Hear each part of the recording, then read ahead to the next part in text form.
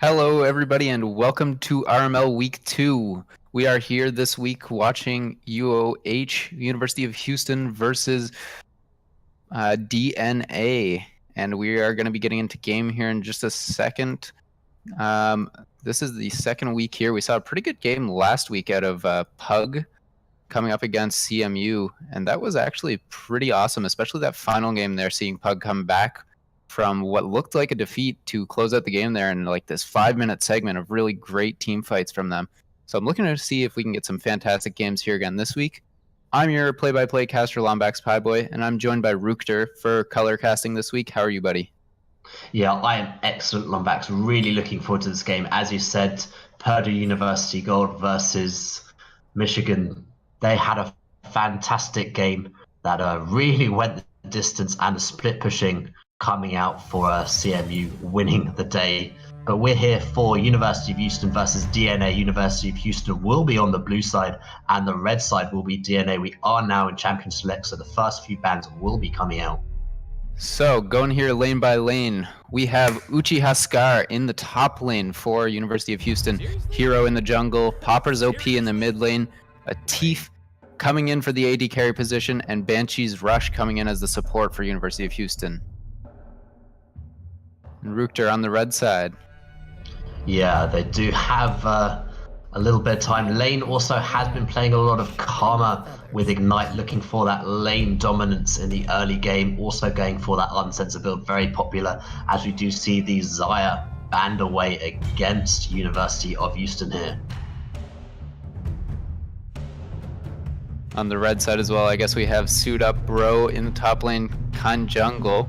A little throwback there to Rush in the jungle. Niles in the mid lane, King Georgie as the AD carry, and Lane in the support role. Yeah, exactly, Lombax. They do now come up with the Sejuani ban. Instantly replied there with the Kalista as well. So very AD dominant banning here for DNA. They are really looking to shut down a Teef. And I'm not surprised by that Kalista ban as well. Currently, it has been 100% banned at Worlds. Not a single pick has gone through in the group stage. In the hands of a really good AD carry, someone who is diamond level or above, absolutely massive carry. So these two mid laners are actually known for their Echo and Yasuo play. Both are available here. So we could see some very explosive play coming out from this mid lane, or potentially two fairly high explosive assassins. Do you pick it this early in the draft, though? If you pick something like a Yasuo now, you very much leave yourself open to being counterpicked by the enemy team. Is that worth it to get them on a counter pick? Well, since both haven't been banned, you can definitely delay it. If there's one up, maybe put a bit more of a priority against that. We do now have Uchiha picking up that Rek'Sai, also seeming to lock in the Aurelia pickup. Haven't seen that in a while. Generally, you do go Triforce and then tank build after that with that now hovering over the Twitch as well. So prioritizing that away. That is another sort of deny pick against a Teef. And the Gragas picked up here as well. Expected to see the jungle pick up so that it doesn't get pinched in that second ban phase, as they have already picked it up for the blue side here. Gragas, Rek'Sai, both super strong currently in the meta. So Sejuani banned away. Those are two really great options. So with the Echo now being picked up, Lulu also for Banshee Rush, you'd probably suggest maybe to pick up Yasuo, or it probably will be banned against you. Otherwise, you are looking to maybe play on one of your alternate champions. I can actually see the Yasuo pickup because it isn't terrible into Echo. You can deny him pretty hard, block a lot of his damage if you play it right. But it looks like it might be the Galio instead, which could be top lane or in the mid lane up against that Echo there. Yeah, a bit of a flex pick for that. So still leaving their roster fairly open, as a second set of bans will come in for DNA. Again, hitting that ADC mark as well. Tristana banned again. So lots of AD potential being ripped out. What's left on the table? Caitlyn is available. Yeah, there's not a whole lot anymore for hyper carries. You still have Caitlyn. You have Jinx, which isn't as popular, but it's been seen a little bit in Worlds, played by Betty. For hyper carries, though, there isn't really much other than that. As you wish. Janna banned away as well. Really starting to get low on the Ardent sensor supports here. Rakan and Janna taken away. Both of them are pretty strong when it comes to protecting your ADC. Having a good Ardent sensor proc for them as well.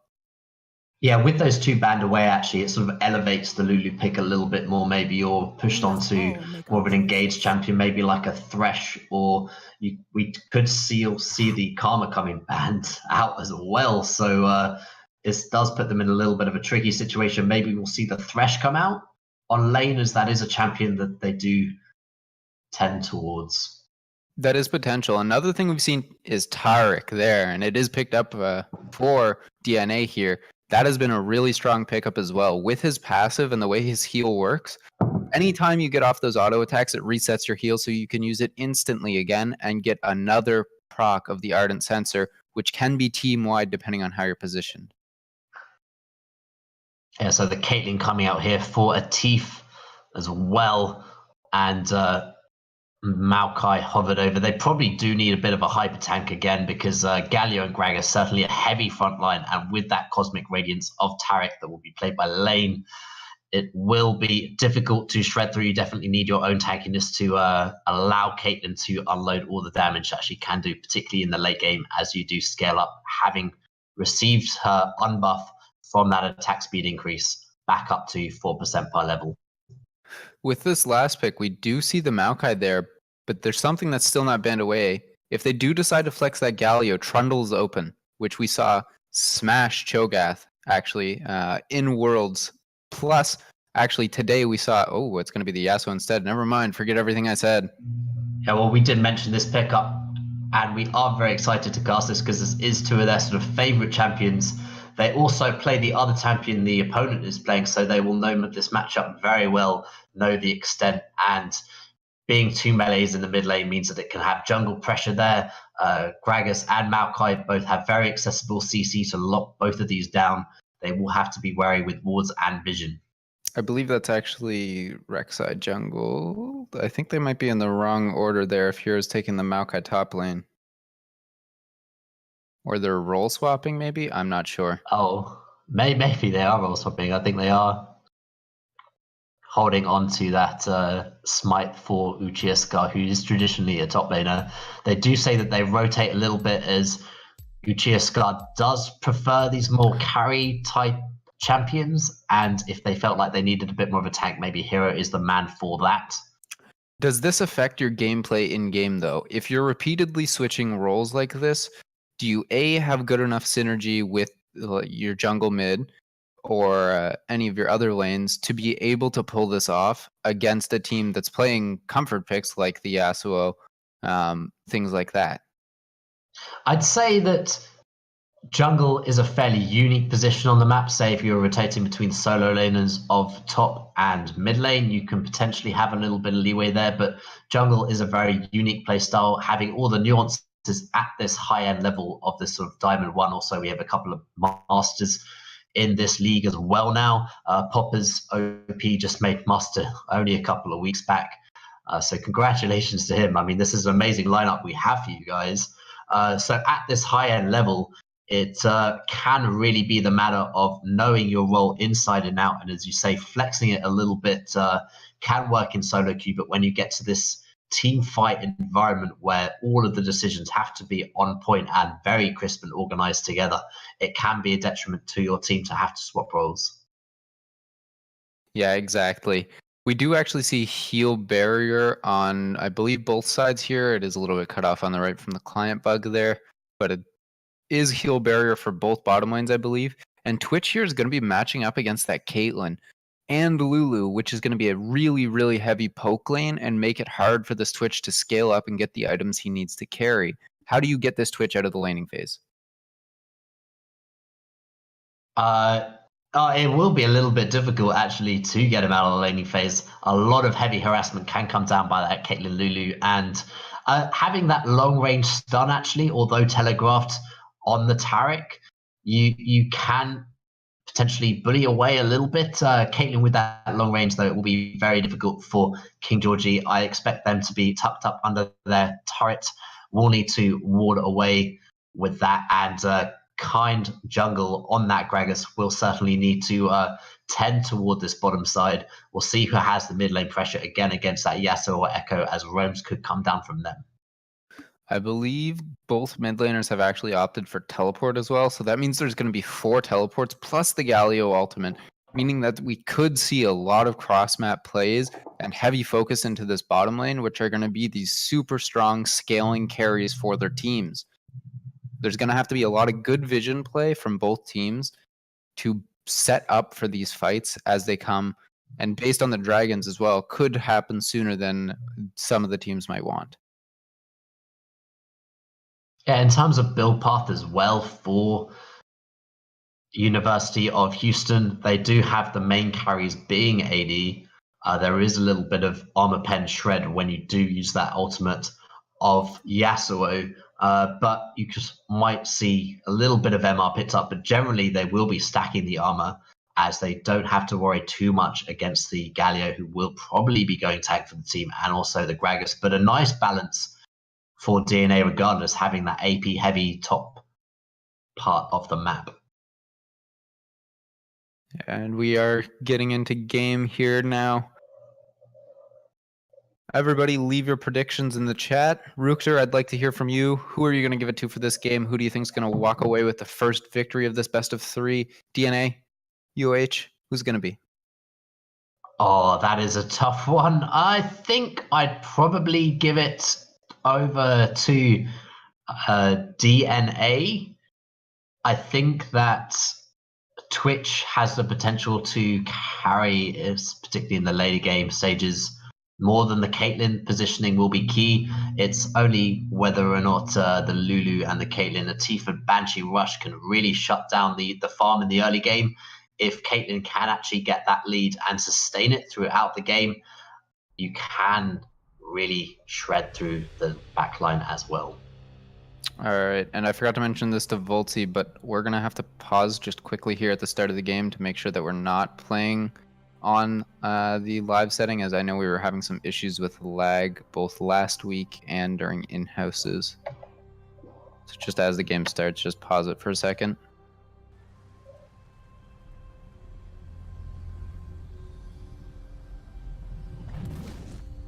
All right, and if you guys are ready to start again, you should be at 0-1 seconds. We're gonna start in 3, 2, 1, go. All right, and as we load into Summoner's Rift here, I'm looking for some cheese strats actually out of DNA. If they can get something for the bottom or mid lane, both those lanes do have the potential to start taking advantages in that lane matchup.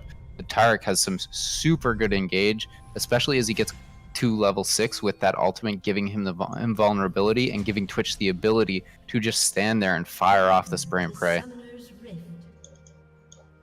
Yeah, definitely. We do see a little bit of engagement here by Peppers and Banshee Rush. Just barely miss out on that ward. Are you at 55? I'm not. I'm at 50. Okay. I'm hoping Volty is at the same time as us. Otherwise, this is going to make for an awkward stream. I forgot to mention it beforehand. That's my fault. Alright, some heavy trading actually in the bot lane here. Georgie. Yeah, taking most of his health there, and he doesn't really have the ability to recall either now that minions have spawned. If he is to recall, he's going to miss out on a lot of minions. It actually does pop one of those pots as well. That's super big for the bottom lane of UOH because they already have that advantage, and now King Georgie starts both a pot down and low on health. Yeah, both of these supports are also Ardent Sensor users, and you see the coin picked up for the Lulu, which is better gold generation than the Relic Shield, but that's being compensated by King Georgie also picking his own Relic Shield, so really just trying to get out of this lane phase with as much gold as possible. It is a little bit difficult as you do have no innate sustain on that item as well. You just start with a little bit of extra HP. You do get a bit of sustain though. Oh, Banshee Rush getting traded on pretty heavily, and that is the damage that can come out when you land that stun from Taric. Has the ability to chunk you down quite heavily. Yeah, it does. Level 2 early for Niles in the mid lane as well Nice. means that he's trading aggressively. And I expect the top half of the map to be a little bit calmer. Galio versus Maokai. Nice trade there from Niles as well, getting another chunk onto the Echo. The top half of the map here probably won't see as much ganks. I could see one being put in towards the mid lane, but once Poppers gets his ultimate, he'll be able to play pretty safe. Yasuo as well is known for pushing up too far, but with good vision control should be okay. Yeah, so junglers both on the bottom side of the map here, potentially looking to come down as Yasuo, who has been very dominant in the early stages of the game, has burnt both of Echo's pots here, and also just trying to get lane control in the river here. Yeah, more trading going on at King Georgie as well. Rek'Sai is down here, gonna look for something, but isn't gonna find anybody in the end. Should know that Gragas is there as well from the Tremor Sense. Is actually looking to invade, potentially? No. Trading as well in the top lane. Heroes getting the back end of that one. Nicely done from Suit Up Bro. Yeah, really nice push by Tifa in this bot lane here as the CS lead has already mounted here. Just trading heavily with those pot shots as well, and he can't really trade it back at the moment with that range difference between the champions. He's just trying to farm now on the tower. This is a bit of an abusive lane actually for University of Houston here. Yeah. However, they do have vision onto Uchiha Scar, which showed where he was pathing towards. They pinged out the wolf camp there, so they know exactly where he's starting. That's great control from them to be able to keep their laners safe, which is exactly what they need to do to get into this late game. Gragas doing quite a full clear of his own jungle, though, means that he now backs, will come back with that tracker's knife and just a little bit of vision as well with that pink ward, and again not able to come down bottom as the gold in this lane is really starting to come online for Atif. Just hitting a lot of shots as top lane. Rek'Sai in the top lane here though. Suit Up Bro does get knocked up by the Rek'Sai there. Flashes and goes for the Justice Punch to get out. Nice flash there to reposition so he wouldn't hit anybody. Yeah, now, that was a good wrap around. Yeah, I did praise DNA for their vision control, but it actually fell through there. Suit Up Bro's trinket had fallen and there was no vision control from him after that. So now that Gragas has made a recall, never mind, actually Rek'Sai showing up in the mid lane here. Classic Yasuo being pushed up a bit too far. Does get flashed on by Uchiha Scar, does get knocked up as well, but it looks like he should be able to walk out here, no problem. No Summoner's Burn from Niles, but flash off Uchiha Scar.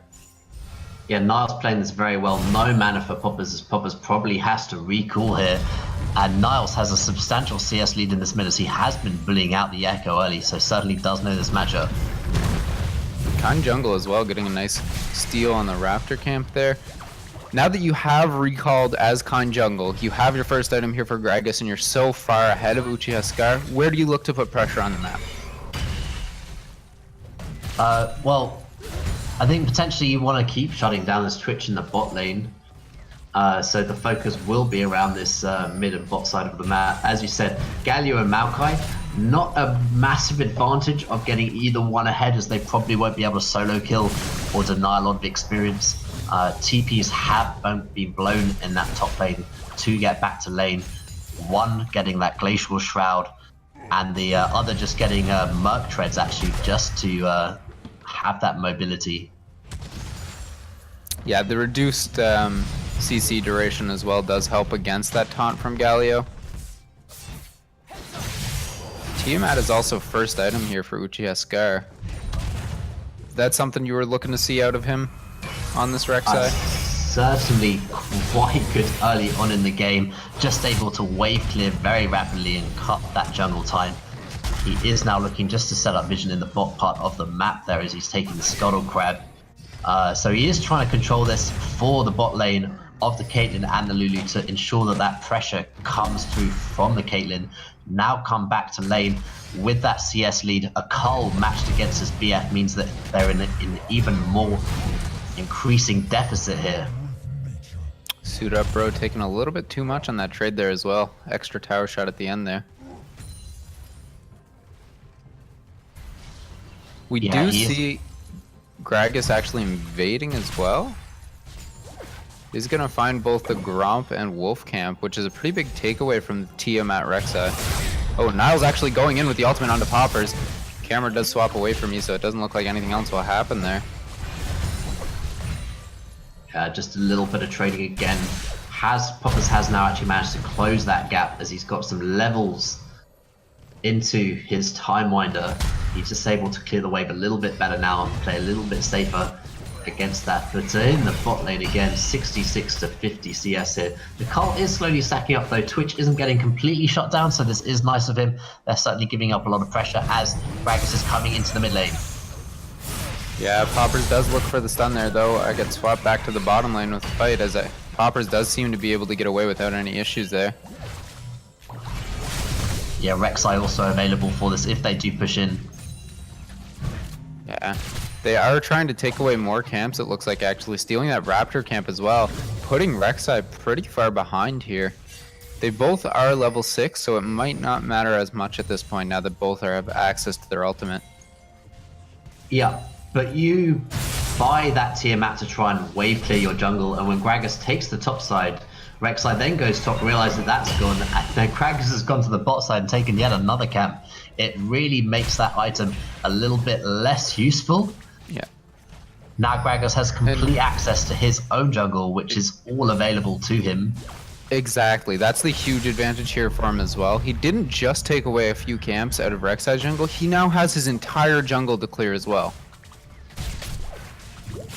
So very nicely situated, using that Tracker's Knife as well, just trying to provide that vision. Also hovering around this bottom side as well as his Caitlyn and Lulu are really trying to harass, but again, King Georgie playing this quite nicely, managing to pick up a lot of farm under tower. Not what the ideal CS you would like at this point at 9.5 minutes into the game, but certainly just surviving this laning phase. Also got a Cull and Zeal picked up for the mid laner of Niall's now coming back into the lane. That's been matched up by the Ninja Tabby and Hextech Revolver. So a little bit of damage and a little bit of safety with those Ninja Tabby. Just wanting to, or really accepting the fact that the Yasuo and Twitch will be the carries in the team, so building appropriately for that. Yeah. And Uchiha Skyr spotted out again on this bottom side here. He's constantly looking for these ganks on the bottom lane, but the fantastic vision control out of DNA has denied them multiple times. Oh, Gragas is coming bot lane now. Kind jungle, trying to look for something, but vision control from U of H, able to spot him out in time and get away.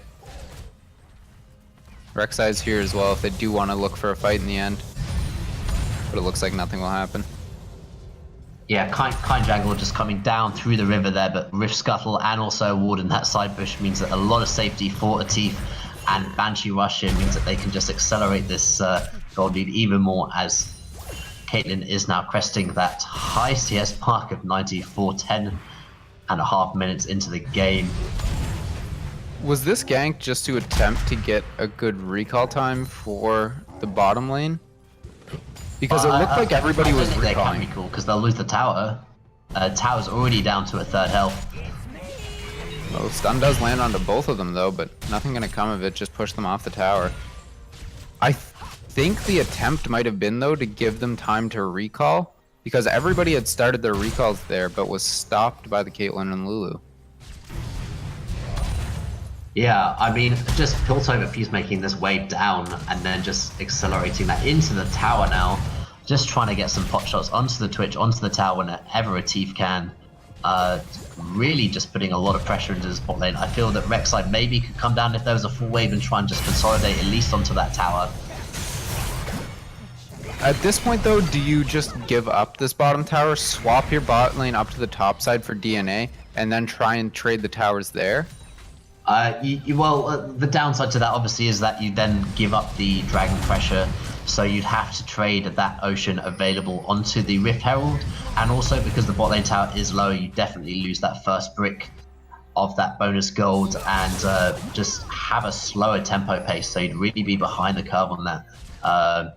So they'd ideally need the Kind jungle to come down bot lane, help them push out the wave so they can get an appropriate back time for that, and then try and rush it so they do maintain the tempo, at least to some degree, so at least they don't lose a second tower in response to the roam that they can do.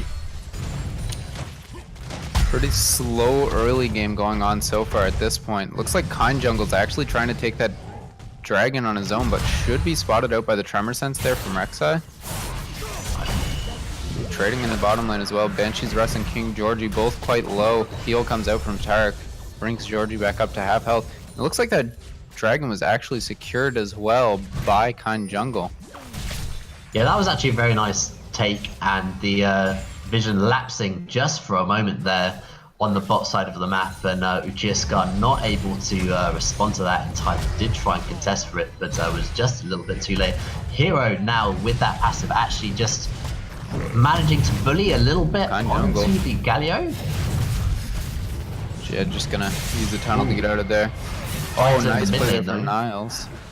Baits out the ultimate there from Poppers, but not gonna get anything in the end.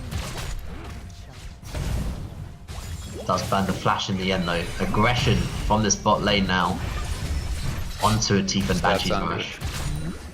Yeah, and the trap there. Nice to stop the aggression coming in.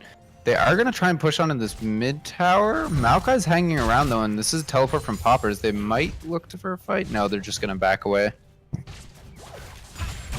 Yeah, coming now back to the lane with that Proto Belt. Akin to Phantom Dancer now picked up for Niles, means that they're in a really nice place. Suit Up Bro is now actually getting denied from the minions as Hero is just going very aggressive under the tower. This is actually Hero denying himself from the minions, but he's going to look for the kill there and actually does pick it up onto Suit Up Bro. Very nicely played by him, and is going to get that. In the bottom lane, meanwhile, though, they're actually looking to take this first tower here. Uchiha Scar pushes in, and there's no real way they can contest it. They're sitting on 2.7k gold for the Twitch and 2.9k for the Caitlyn. Yeah, Popper's also managing to rotate down to the bottom lane just to secure that tower as well. So nice pickup from University of Houston there just to secure that. Niles not able to get too much damage onto this mid tower in return for that mini roam, just to deny that Max does. Meanwhile, on the opposite side of the map, though, Kind Jungle's actually soloing this Rift Herald. Yeah, he is around the map really trying to focus onto these neutral objectives here, securing that dragon under the nose of University of Houston, who potentially had a winning bot lane for the early stages of the map as that Infinity Edge does come out for a Tief. Now securing the Rift Herald solo as well. Banshee's Russ and Caitlyn have moved up to that top lane that has now been answered.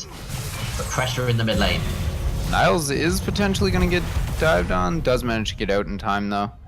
They do pick up that Rift Herald as well. So they're going to have to look to use this in one of the lanes here and pick up the tower for themselves to equalize that. Oh, stun does land on Kate there, but nothing going to come of it.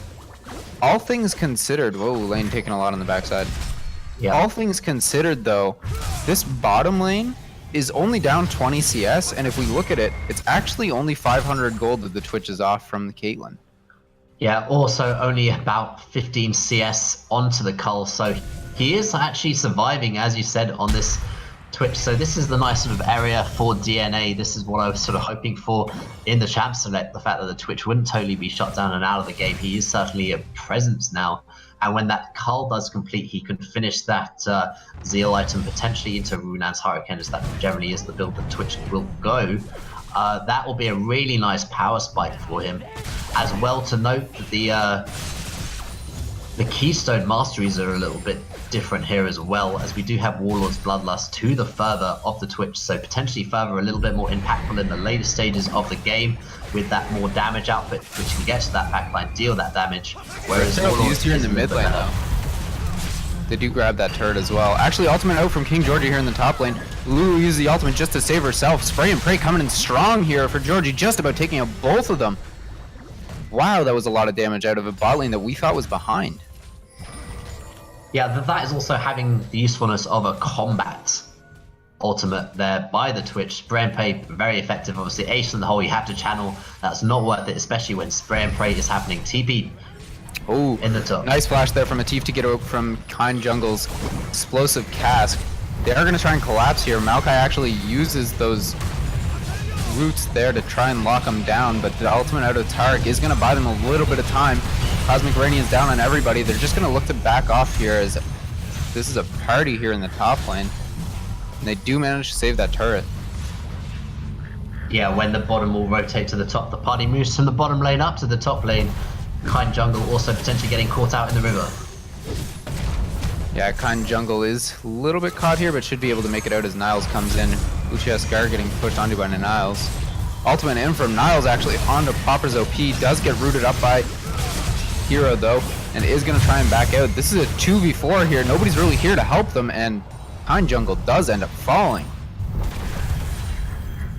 Yeah, that was maybe overstaying a little bit. They did use a defensive teleport for Suit Upro to get up to that top lane, and just getting caught a little bit in the jungle there means Kind Jungle will fall, and again aggression in the mid lane. Ooh, ultimate out from Galio here to try and keep him alive. Knockup does land. Niles getting so low, does end up dropping to Uchiha Scar. Teleport in from Hero as well. Suit Up Road just knocked up repeatedly, not able to really get out. Tries to trade onto Uchiha Scar. The Shield of Duran comes out to save him possibly, but Popper's OP picking it up with his E there just at the end. A little bit too much aggression again out of DNA and drops 2 more members. Oh, and in the top lane as well, King Georgie might be looking King Georgie spray and pray out onto Atif. Is going to pump loads of damage into him. Barrier out as well, and that's just not going to be enough. Runan's finished here for Twitch, and he is just putting on the damage. Yeah, a little bit of discoordination there for DNA. King Georgie just managing to pick it up again, making sure that this Twitch is relevant in this game. Suddenly 150 CS at that 90 minute mark against this first lane of the Caitlyn Lulu, just poking him down in the laning phase. Done really nicely for himself and winning that 1v1 very comfortably as well versus the Caitlyn. And so he should certainly be there, and all you need is the Galio and the Gragas just to be that front line for him.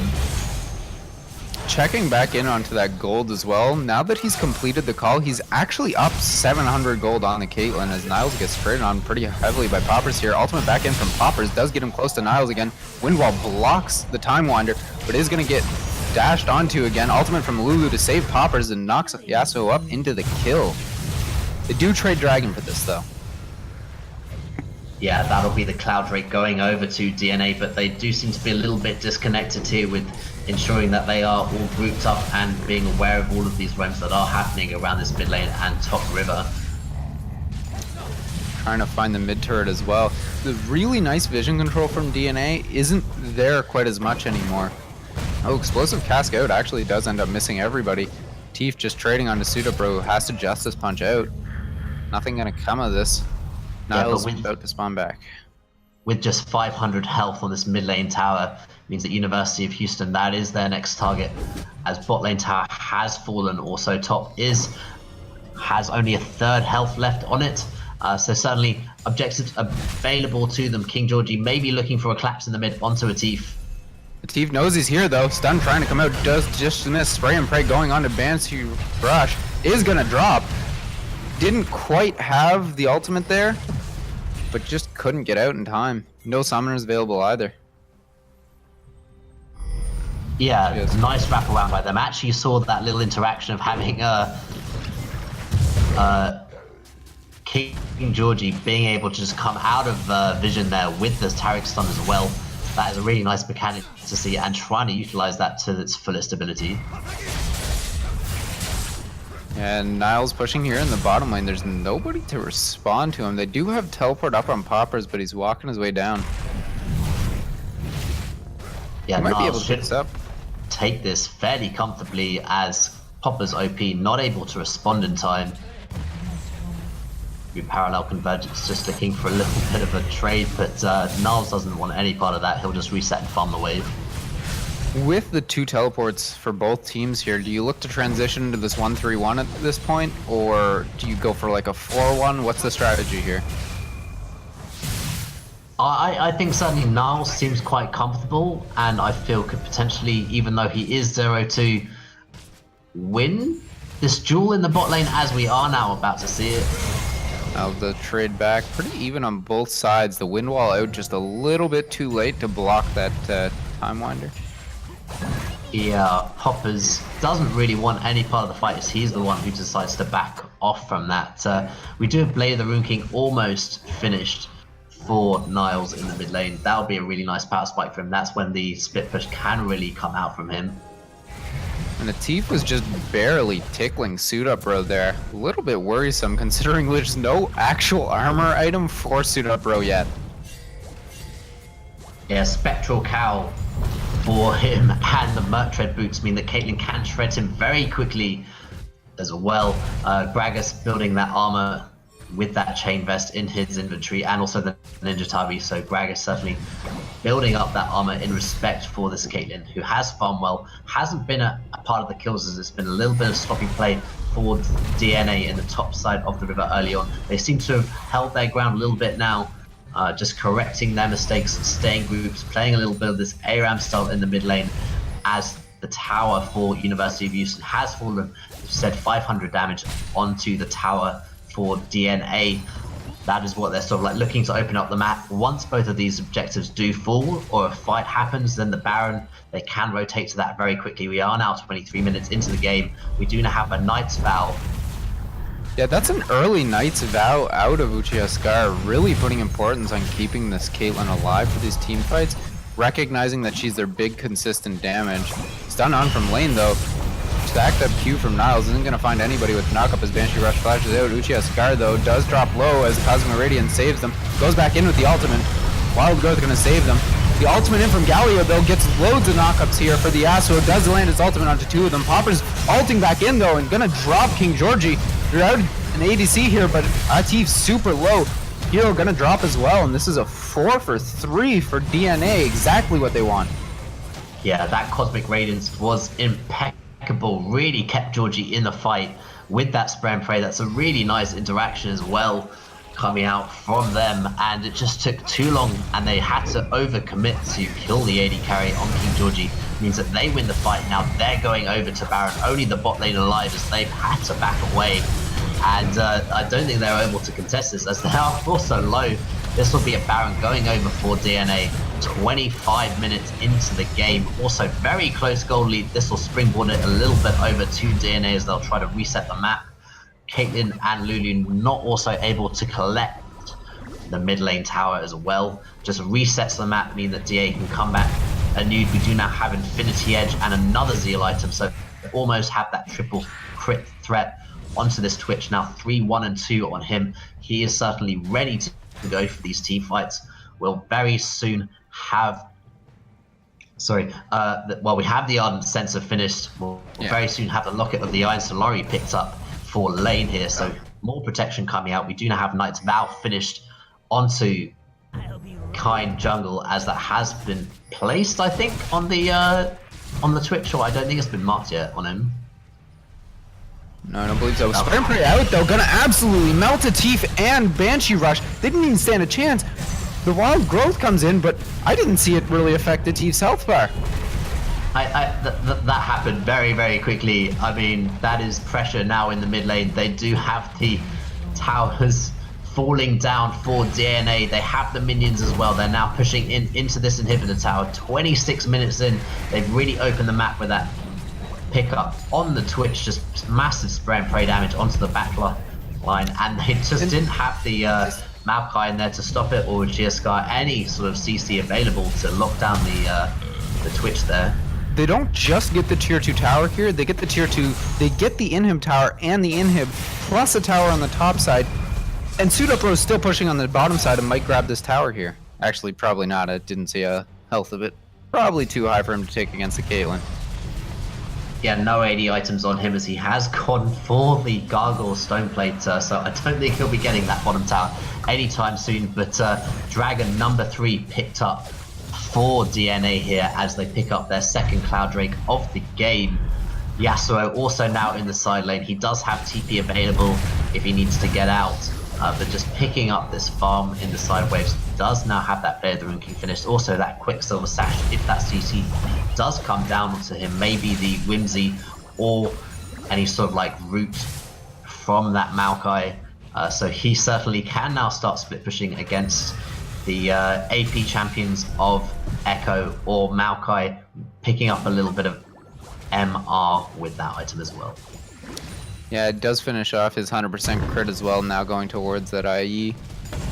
Little bit late on that, in my opinion, but he's done so well so far in this game that it doesn't even matter.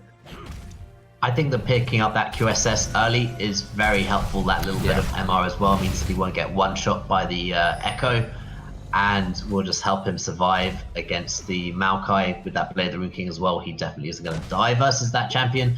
He has a really nice lead against the Maokai as well, so you don't really want to match up those two laners, even though they have right now. But as you can see, Yasuo really pushing the Maokai, and still has the Baron buff on the minions as well, so it is very difficult for this Maokai to clear in the top lane. As this tower is going to fall in the bottom lane here, I don't think Poppers can do much. These are perfect lane matchups here for DNA as well. We saw Poppers try and trade on Pseudobro as he goes in here actually with the Justice Punch. Not going to make too much of it though. Poppers tried trading on Pseudobro. He didn't even break his shield. The shield was still up and he just took no damage. So that's a matchup that they can win anytime they try and take a fight there. And in the top lane, Maokai's never going to beat the Yasuo. Yeah, that tower does fall in the top lane as well, so 2 more objectives down for DNA. It is just the base now. They do have super minions pouring into the middle as Poppers is now sent as the Avenger into the top lane against Niles. Niles just seems unstoppable here as he just doesn't seem to care right now. He is going into the base.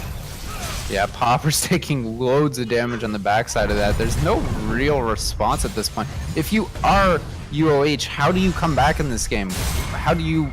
Oh, actually, they're engaging onto Yasuo here. This might be how. Niles going to drop pretty low.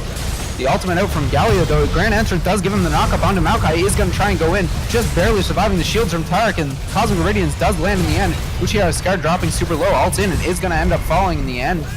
No, gonna get away barely. But it doesn't matter. They're clearing waves on the top side. They're already on the Nexus. They don't care about the top side. Just take the Nexus and end. I mean, all of that was a distraction just for King Georgie to completely clear out the backline. Doesn't really get the kills, but certainly roots them from the fight. Means that they will get that tower. Actually, Inhibitor spawns in the top lane. That is very nice timing for them, but Uchiha might get caught out. Yeah, Uchiha just smashed down. Maokai in the backline here does get a couple of roots, but there's not going to be a whole lot they can do with that wind wall up, blocking all the damage. Hero's way too far back now and is going to end up dropping. Poppers goes in though, does look to try and get the kill, but the knockup does put him down. It's only the ADC and support left, and they're going to go try and end the game here. Yes, they're going on a Banshee Rush. Actually does drop a Teef as well. Nice flash from Kind Jungle. That's going to be it. This is the game right here. First game to DNA. Yeah, really smooth transition after taking that fight off the AD carry and support there, and just really mowing down mid lane, having picked up that Baron buff, winning the game off that push. Then really nice lane assignments as we already talked about. Yeah, very nice game out of DNA, and they played that bottom lane really well. 7-1 and 5 on that Twitch. Exactly what you're looking for that lane matchup that should have been extremely behind coming out of the laning phase. Lane, 0 deaths. He's on an engaged support like Tarek. Absolutely awesome out of that bottom lane. I believe we are going to get the analyst desk in here as well as they transfer in. Guess we'll hand it off to them. Hello, I am Django Ultimus on the analyst desk today. I am joined today by my fellow teammate Mutant, and what a really dominant showing on the first game coming out. DNA versus University of Houston. DNA picking up this first win here. A couple of things that first caught my eye. The early Twitch pickup for DNA, followed by 5, I believe, yeah, Xayah Kalista, Tristana, Cog, and Varus all banned away. Plus the Twitch early picked up for the DNA, dropped the University of Houston's AD carry the whole way down onto a Caitlyn. Caitlyn, a pretty good champion, especially in solo queue, but you saw that didn't really have the same mid-game spike as a lot of the popular AD carries that were banned out away. I think they need to swap up their drafting style, or do you think that's something that University of Houston shouldn't be worried about going into Game 2 Mutant? I think that they should definitely try to take care of the Twitch in some way, shape, or form. It was kind of clear after he survived the lane as well as he did that it was just downhill for them as Twitch destroys Caitlyn in terms of scaling, especially with the Taric to assist him whenever needed. I think that they might have had more of a chance on the side of UOH had they actually gotten on King Georgie really at any point in any of those last few fights. I mean, the last one, he was full health for 70-75% of the fight, so definitely going to have to take care of that in some way, shape, or form. I think that they did good on capitalizing on Niles early, as he went over aggressive a couple of times and was caught out and killed for it. So I think I think if you do look at the University of Houston's team composition, I think they do have the tools to get on top of a Twitch, especially in the middle of a team fight. But the problem was I didn't see any flanking. I really wanted to see a Maokai or an Echo coming from a weird angle or a TP flank, but we never got to see that. Very stationary carry in Twitch, doesn't have any mobility, and it was never really punished for that. He was always just kind of allowed to sit on the back foot of the team fight. So maybe more of an execution thing, as I think their comp allowed them to get onto Twitch, but they weren't able to push that. Going off something else you said, though, the Twitch surviving laning phase, that was something that I'm going to touch on just a little bit, because as we did see, Caitlyn and Lulu putting a lot of pressure, even onto the turret very early on, it didn't really equate to anything more for the team. They had all that early pressure in the bot lane and then gave up the first Drake with no contest, no even cross-map play. So University of Houston probably needing to use the pressure more that they had in the early game. What do you think about that?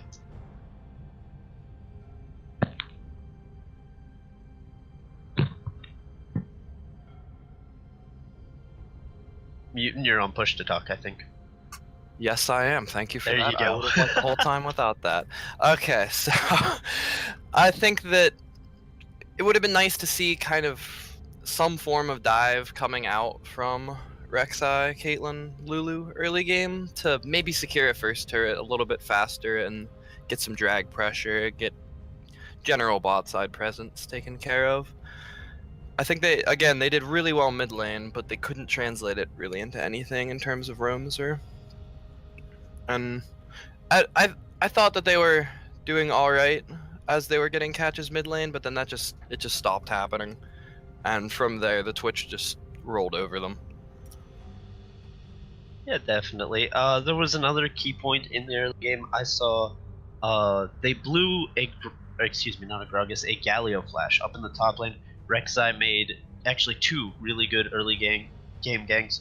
One onto the mid lane, one to the top lane. And the top lane gank blew the Galio's flash, and we saw the Galio still push up, and Rek'Sai, being a champion who can find a lot of unique gank paths, did not take the time to repeat gank and punish that Galio flash being down. I think definitely a mistake on the side of University of Houston. Going into game 2, how do you think that UOH can kind of swing the momentum back into their favor? What can they draft? Can they bring out any kind of surprising new picks? What are you looking to see? I'm a little bit surprised of first round picking Rek'Sai and Echo over an AD carry. I think that's definitely something they're going to need to change. As you saw, 5 AD carry bans and the Twitch being taken away, that's 6 AD carries off the table in a meta that's so bot centric, and Ardent Sensor being such a powerful tool, just not something you can really wait on that long and get pushed that far down the hole. So I think that's the first thing they need to change. And with what you said, going off of the mentioning of the whole bot-centric meta that we have right now, I think that it's really key to note that most of the kills that came through from this bottom side, they weren't results of ganks in any way. They were just Twitch setting up with Q and ulting in a good position. Yeah, the Taric Twitch combo, definitely something DNA was had up their back pocket. They definitely, I really like the Tark's play almost all game. Definitely a really strong performance out of DNA support. Anything else before we swap it back over? I think that just about covers it. Alrighty, so we want to see a few draft changes from the side of UOH. Overall, their play was good, maybe utilizing the comp that they draft better and a little bit better draft, and I think they can bring this to a game 3 very easily. Really, really close game 1. So, with that being said, we'll send it back over and see you after game 2. We are pretty close to champion select here. Just probably going to throw it to a break briefly as we make sure we've got all our ducks in a row, and then we will be back with game 2 of UOH and DNA.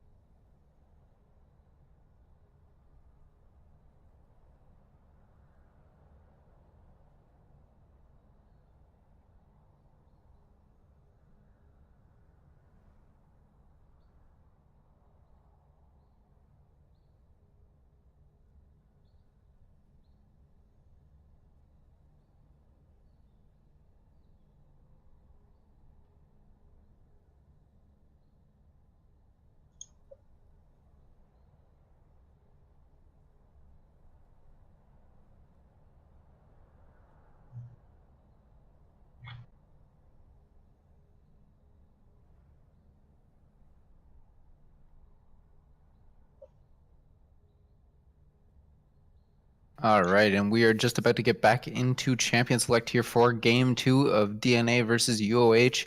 DNA going to be swapping over to the blue side for this game. Actually came out with a victory there in the last game. Pretty decisive. What are you thinking going into this one, Rukter? Yeah, it certainly was a very nice end to the game. DNA managing to secure the Baron, really using it to its full effectiveness there. We will be loading into Game 2 momentarily, wondering about whether or not they'll try and remove that Twitch, as that was so interactive in the first game there. Also, with that high contention between Echo and Yasuo, whether or not that will change for Game 2 as well will remain to be seen here. As they said on the analyst desk, I'm hoping that UOH places more priority on the AD carry position as well. We saw that pretty much every hyperscaling ADC got pinched by DNA, and they were really only left with the Caitlyn, who, yes, isn't too bad on this patch, but Ardent Sensor supports still absolutely dismantle in a team setting like this. Yeah, with that Galio and with that Yasuo, they really had the distraction set up for Twitch to really unload the full effect of his spray and pray. And as you said, Caitlyn just doesn't scale that quickly into the game with that sort of like 2-3 item power spike. Really needs to get to a little bit later on with that attack speed buff that comes out with the pure level advantage that she can gain. And just not securely shut down for the Twitch. The Twitch had a fairly good laning phase considering he was up against that poke lane of the Caitlyn and Lulu. So we'll have to see whether or not DNA look to repeat that in the next game. Yeah, and I did like that Galio pick out of the top lane as well. Some really nice ultimates out of Suit Up Bro to keep people alive, especially in that last team fight. Yasuo living for so long and able to just put out so much damage. Yeah, he also used his last breath backwards as well, just disengaging away from the carries, just surviving for such a long time and allowing King Georgie just to clean up the back end. And the jungle picks as well, as they'd commented on. I don't know if Uchiha has a big enough champion pool in the jungle, as he is that top lane pick. So I'm wondering if they'll switch up that Rek'Sai for something else. Go for more of a tank-style jungler. Yeah, so we are now into the draft mode here. Looking forward to the second game, casting with you Lombax. Suit Up Bro will be banning out the champions for his team. Gragas coming out for the first ban, so don't want that picked up. Kind Jungle actually played that, so that's a little bit of ban against him, but many tanks available to him in the jungle currently. Sejuani also available as a power pick. You have to remember, sides are swapped this time. So as they are first pick now, something like the Gragas can be picked up in that first rotation by UOH, because they'll be placing more priority on something like, say, a Xayah or Kog'Maw or some other pick that they're looking to build their team comp around. I won't be denied. Yeah, I'm not sure how effective the Rek'Sai was for Uchiha Scar. He really tried to accelerate that early game buy and that early Tiamat, but the invade coming out by Kind Jungle, along with the rest of the team from the support of the solo laners, really meant that he was able to do that successfully. So maybe he'll be on a little bit more of a supportive jungler now, with Hero as well, providing that front line for Poppers and Atif to really go to town on the enemy again. And we do see that respect ban of the Twitch there. Kalista taken off the table as well. They could have left that open for themselves, actually. They don't leave it until the last ban for the blue side. I'm surprised they didn't just see if the red side would ban it and then take it for themselves if they didn't. Yeah, again, for this ban phase, we do have the Echo and the Yasuo available, so we'll see if those get picked up in the first rotation. Jarvan and Maokai picked up for University of Houston here, so they're providing a little bit more of a tank front line again. Maokai very strong scaling up, and also with that Cataclysm being able to lock down.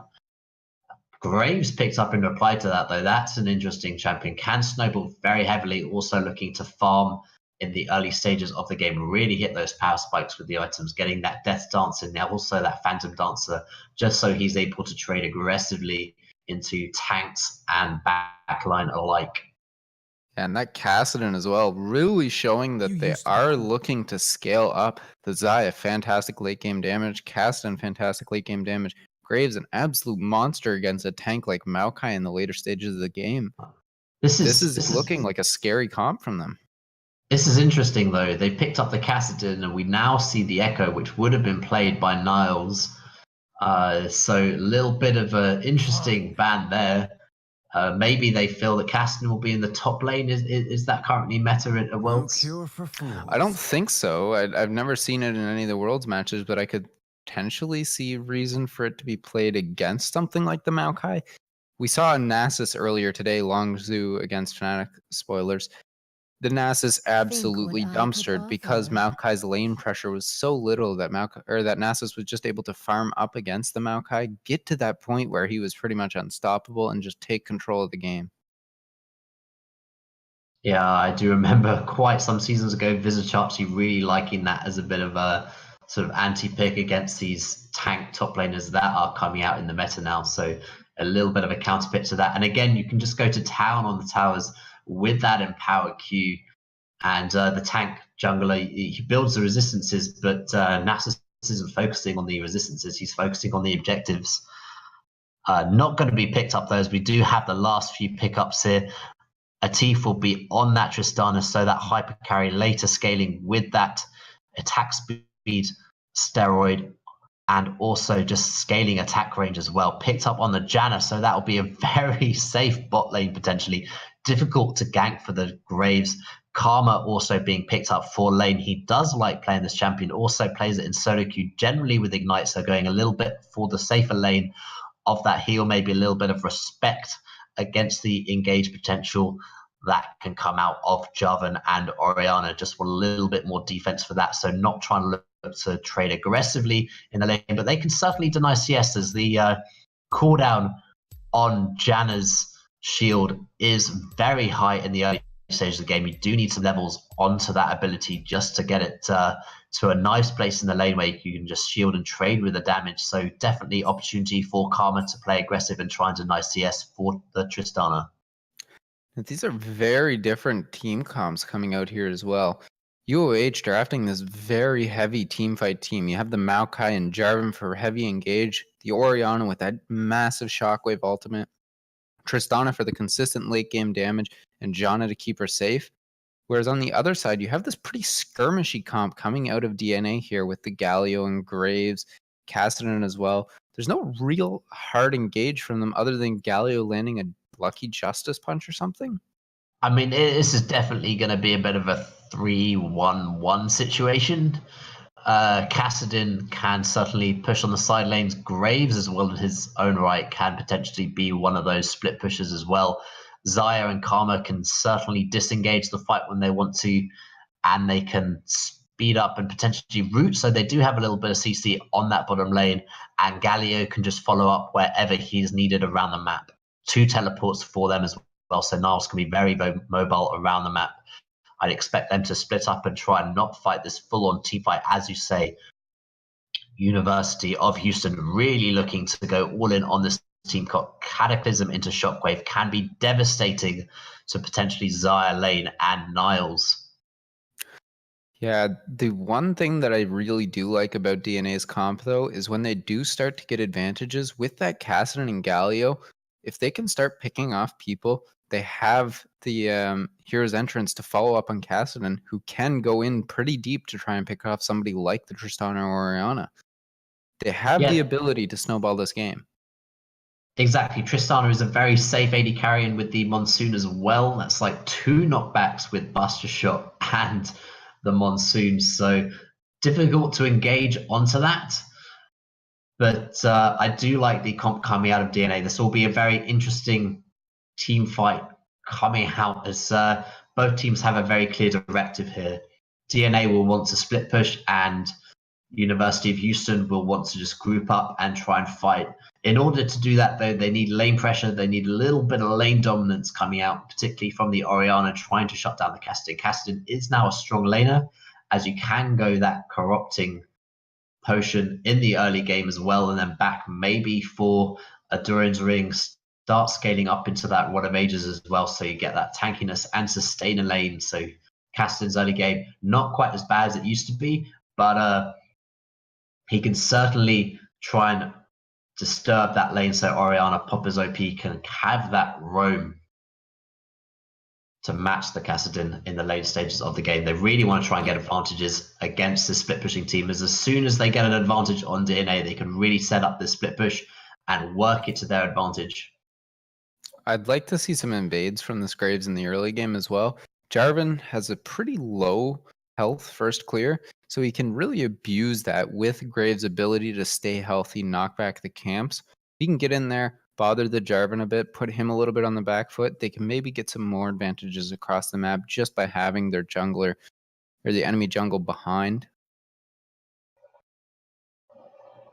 Yeah, certainly. Graves very good and strong at clearing the jungle there. So he will be looking to play aggressive into the early game. Also just wants to pick up the farm himself, maybe trying to deny a little bit of that onto the Jarvan. Galio also we saw does kind of win the matchup early on and then starts to slowly lose it as Maokai's passive sort of kicks in a little bit more as the levels go up for that. In terms of level 1, neither team really has an advantage, so I would have thought it would be a little bit of a slow level 1. Certainly, Karma has an excellent early start to the game, but not a lot of follow-ups you see from that, as we will have a Kassadin and Graves, so not a lot of follow-up from the slow that could come out from them, so probably a little bit of a defensive line coming through. Don't forget to pause at 5 seconds. All right. Sorry about cutting you off there. All right, and you ready? 3, 2, 1, go. All right, and we are on to Summoner's Rift here. Second game of DNA versus UOH. DNA up 1-0, sitting on the blue side here. Looks like we should be getting off to a pretty good start. Everybody kind of fanning out. Looking for a typical jungle start. Yes, so again, Corrupting Potion onto that Kassadin, so just looking to farm it out, push the waves a little bit, and then he'll base, get that sustain again in lane, maybe look for that Dark Seal as well if he wants to go that route. That can be very nice sustain for the Kassadin, just absorb the poke from Orianna and trade that poke for the farm. That's all Kassadin wants, is to secure that farm, get to that Rod of Ages as early as possible, then maybe look to go for that Lich Bane second item. A little bit of an invade here by DNA though, as Boost or Hero does see him out. They saw Hero too, and Kind Jungle didn't even care. He just kept going. He's like, I'm placing this ward. I don't care who's in that bush. Little bit of disrespect there, or maybe they just know that it would only be the jungler. Also, Maokai doesn't really want to trade too aggressively into the Galio level 1. Both got 4 Doran's Ring, so they really are just looking to push the waves and trade. Sometimes you could go for that Doran Shield if you're kind of concerned about the matchup, because these are 2 very hard tanks in the top lane. And this they is the can same... go the little bit more sustain mana regen of that Doran's Ring. Obviously, you can't now stack them as that passive is unique. Thank God. That was a little bit dull. Like, Gragas in the top lane was very disruptive in the early stages of the game, as well as Maokai and Galio, but Gragas I certainly have difficulties playing against. We do have both junglers in the bottom side of the map taking up their blue and red buffs respectively. They'll be making their way up to the top side. Graves actually gonna maybe look to do a little bit of a side trade there, but no, he will just take the second camp on the bot side. Traded again through Cheer, so they are just taking all of the jungle available to them. We'll see if they meet up in the top river at about 3 minutes time. And this is the same matchup we saw last game in the top lane, so wondering if Hero can maybe pull out another solo kill. I don't expect much action to be going on up here though. Even if you get the tank behind, unless you are very consistently doing it, it's not going to make a huge difference in the end of the game. As expected, Lane and King Georgie really putting the push on the bottom lane. Xayah as well, very good at wave clearing, so they do have the advantage in the early stage of the game. They are making use of that as they have a little bit of CS lead. They've managed to deny that away from Matif, and as I said, the cooldown on that Eye of the Storm very high on the early stages. 16-second cooldown on that. Yeah. Yeah, extremely long cooldown on that. The nerfs did, though, bring some nice changes in the trading pattern for Janna here, giving you the ability to auto-attack a bit better. Yeah, but mobility in the early game obviously weaker, so the passive not doing too much, but it does give you an avenue to at least trade back, especially against maybe like a Lulu who also has that glitter passive. Niles Dealing actually... with the armor is a different story though. That is Yeah. a lot of harassment and poke, especially just under the tower. Means that you do have to be careful with that Tristana, who does have that mechanic of just pushing out the wave with that explosive charge, just dealing that little bit of magic damage to the minions. Can benefit you. It is very satisfying to farm this champion as well. But under the tower, you do have to be very vigilant to pick up all of that farm. And Niles here is down to his last corrupting potion as well. Actually uses it. So he's going to have to recall. Just in the bot lane though, they are looking to go aggressive. Teeth going in actually does put that explosive charge onto King Georgie, but nice flash out of lane's gonna get him away from danger there. Well played by the bottom lane of DNA to get out of that. Yeah, actually double Dark Seal coming out of Niles now, as maybe he's going to look to teleport back to lane. He will, as the wave is pushing against him. He doesn't want to miss his Callum minion, doesn't want to lose out on the XP, but now he's refreshed that corrupting potion. He can stay in lane with that double Dark Seal as well. He'll have 50% increased healing from those potions, so lots of ability to trade, but already heavy trading by Poppers, trading his mana bar now to try and deal the damage. Another return gank here in the bottom lane though. Uchiha Scar trying to go in. Lane without flash does manage to step back, uses the heal to get out of the way. Is going to manage to get there in time. The root does come in from King Georgie, dropping Uchiha Scar super low. Does manage to just barely walk out though. Yeah, having burnt the flashes there on the Karma, tries to re-engage back onto him, just manages to duck out of that one, but double sums now burned for laners. Again, heavy trading in this bot lane. They are really trying to eke out an advantage where they can. Graves also maybe looking for a little bit of a mid lane play here, as the mana and health on Poppers is a little bit low. Yeah, down to no stacks again on the corrupting potion that they engage on the Poppers. Gonna just force him back under the tower there. Yeah, with Orianna going back, maybe Niles can just push out this wave. It does have a cannon in it, which means it will take him a little bit longer to do, but he can certainly match the roam. He is actually trying to push out this wave, push it into tower as the heal is there for the Orianna rather than the TP. Just try to deny any CS he can against this. With the cannon minion there, will mean that he might only just lose the melees, as he is now coming back to lane, but Niles again matching that back there. The wave has been cleared, so he should be able to just come back to lane without using his teleport. Won't miss out on too much experience and farm again. Difficult to stall it, as those melee minions will come under the tower as well, which will mean it will push back to his favor. It will not get frozen against him. So really nice back timings for Niles here. Yeah. Again, picking up that corrupting potion. Now goes for that ruby crystal, ready to build up into that catalyst. And that's the big thing as well. He just used his last charge on the corrupting potion. So the gank there from Kind Jungle really giving him that nice reset and the ability to come back into lane again and be able to charge. Orianna has ultimates, looking to actually roam to the top side of the map. Suit Up Bro is aware of it. He backs off very swiftly from that. Yeah, no man on him as well. Don't really want to take that fight against the Orion who's just recalled. King Georgie taking a little bit of damage there. That's nice though that you see at high-end players, a little bit of a trade comes out on the mid lane. Yeah, but Uchiha Scar is here. Ultimate actually comes out of Popper's OP, maybe a little bit early, trying to save himself. Fight going on in the bottom lane as well. Barrier burn by King Georgie. Good trade from Atifa there onto lane. They're going to come out ahead in that one. It looks like they're actually going to have to recall for DNA. Yeah, this gives University of Houston a really nice back timing, as well, as they will be able to deny this cannon minion, I think. Atif pushing this very aggressively into the tower will get a better back timing as well. Cull and BF Sword picked up onto King Georgie, so he can look to just scale up into that game with the Cull, but it will be matched by the Tristana, who's also basing right now, having pushed that wave out, denying that cannon minion, so that's a bit of a success for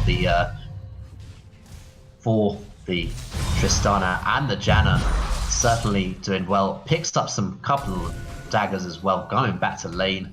So nicely placed for them. Also rushing the Ardent Sensor on the Janna. Yeah. Sticking with the Ancient Coin, just going for that Aether Wisp and try and get a little bit more mana.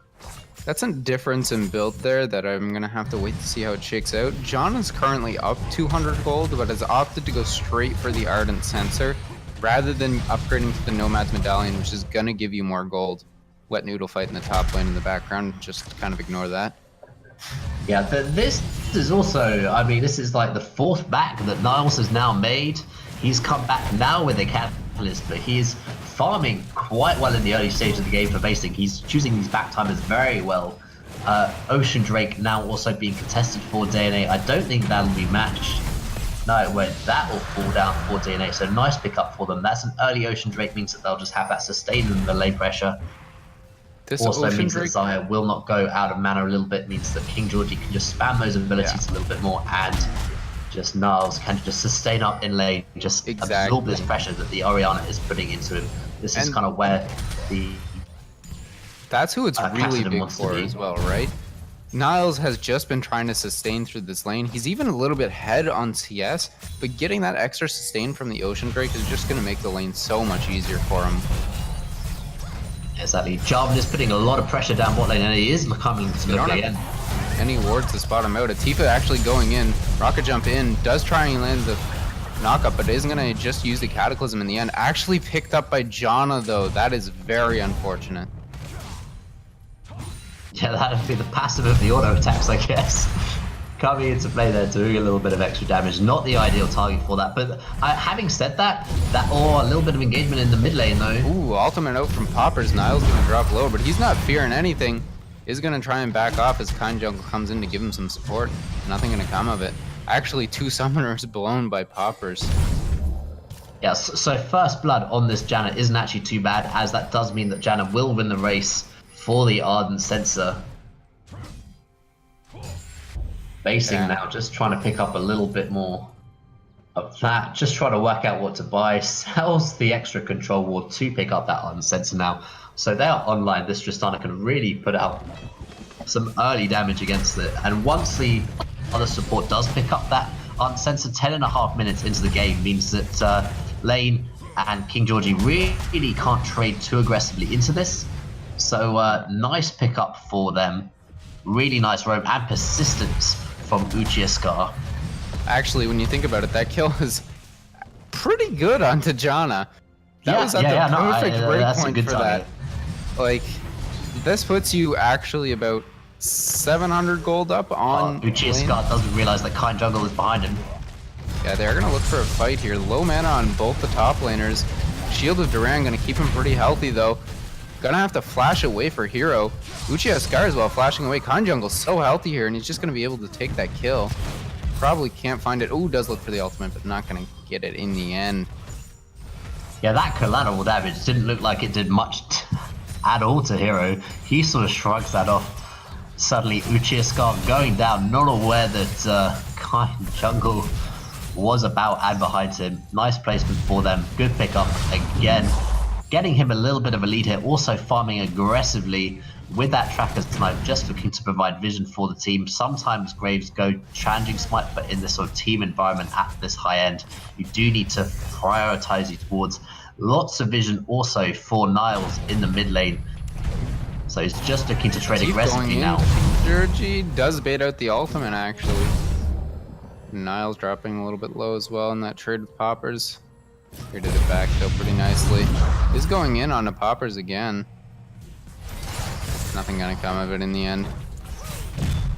Yeah, this is what happens when Kassadin does get the blue buff. You're really able to accelerate the lane, try and trade a little bit aggressively. You get your cooldowns back faster as well, which just means that you can trade even more into the enemy. And Popper's OP has definitely sort of like lost the window to really win this matchup. Now that Kassadin is level 10, has that level advantage as well. At this point, I think you could even try and make a play for the Rift Herald with the strength that you're getting. Once he does back on this Kassadin here, he's gonna get that Blasting Wand. Oh, just misses. Stopping the recall there for Hero. He's pretty close to the breakpoint as well for just straight up buying the Rod of Ages from Catalyst.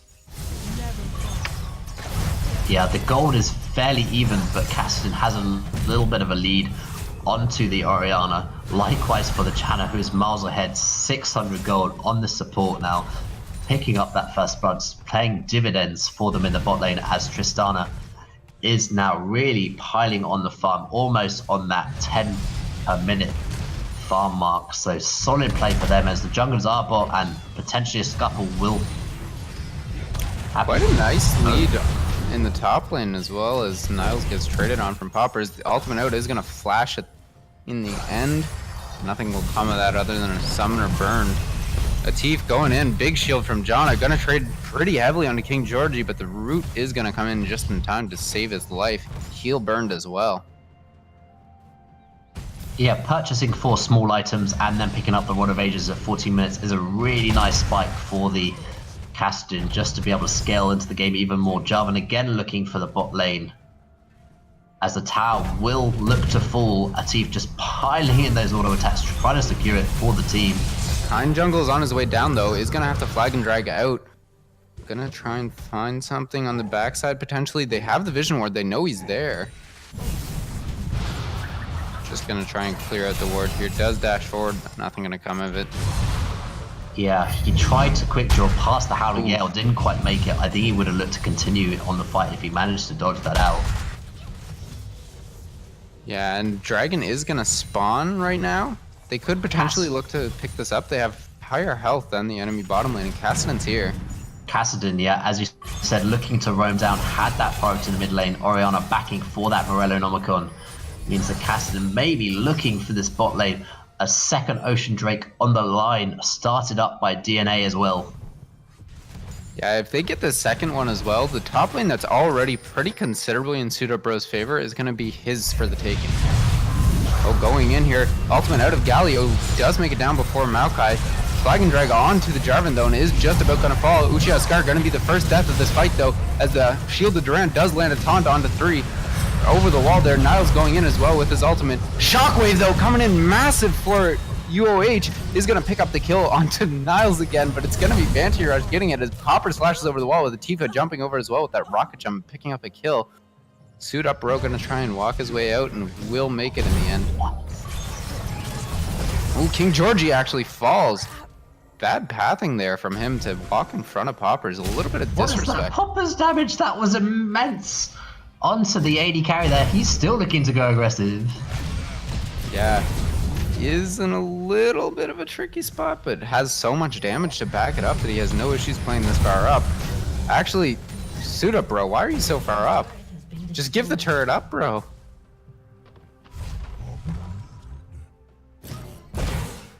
Niles is here though. I mean, really nice timing and pick up on that Orianna, picking up that Morellonomicon, having the damage to really excel University of Houston to a victory into that fight. Maybe looking for a game 3 now, as they are trying to battle this game into their favor. Really nice pickup from them. Niles going a little bit too aggressive over the wall, getting punished for it. And Flash's burn. It was a shame that Atif didn't quite have enough mana to do another rocket jump, as he would have looked to play a little bit more aggressive after that. But Popper's certainly cleaning up the fight at the end. Yeah, very nice from them there. Fantastic out of him. And as well, the pathing there from King Georgie, a little bit questionable.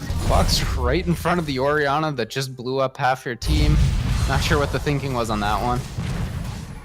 Yeah, having felled the tower in the bottom, they are now looking to rotate top. They do have the wave pushing in their favor, but it is now answered for DNA's bot lane. Rift Herald now on the line as well, as that dragon has recently been taken. So the objective is on the top side. That is where you want to send your AD carries. Again, the hyper tanks in the bottom lane just duking it out, but it's all going to be about this top side of the map for the next few minutes. They do get that second Ocean Drake though, which will help them considerably as the game starts to scale. Hero's never really going to be able to trade on Suit Up Bro anymore. Niles is going to get that nice mana regen anytime he's out of combat. Oh, on jungle.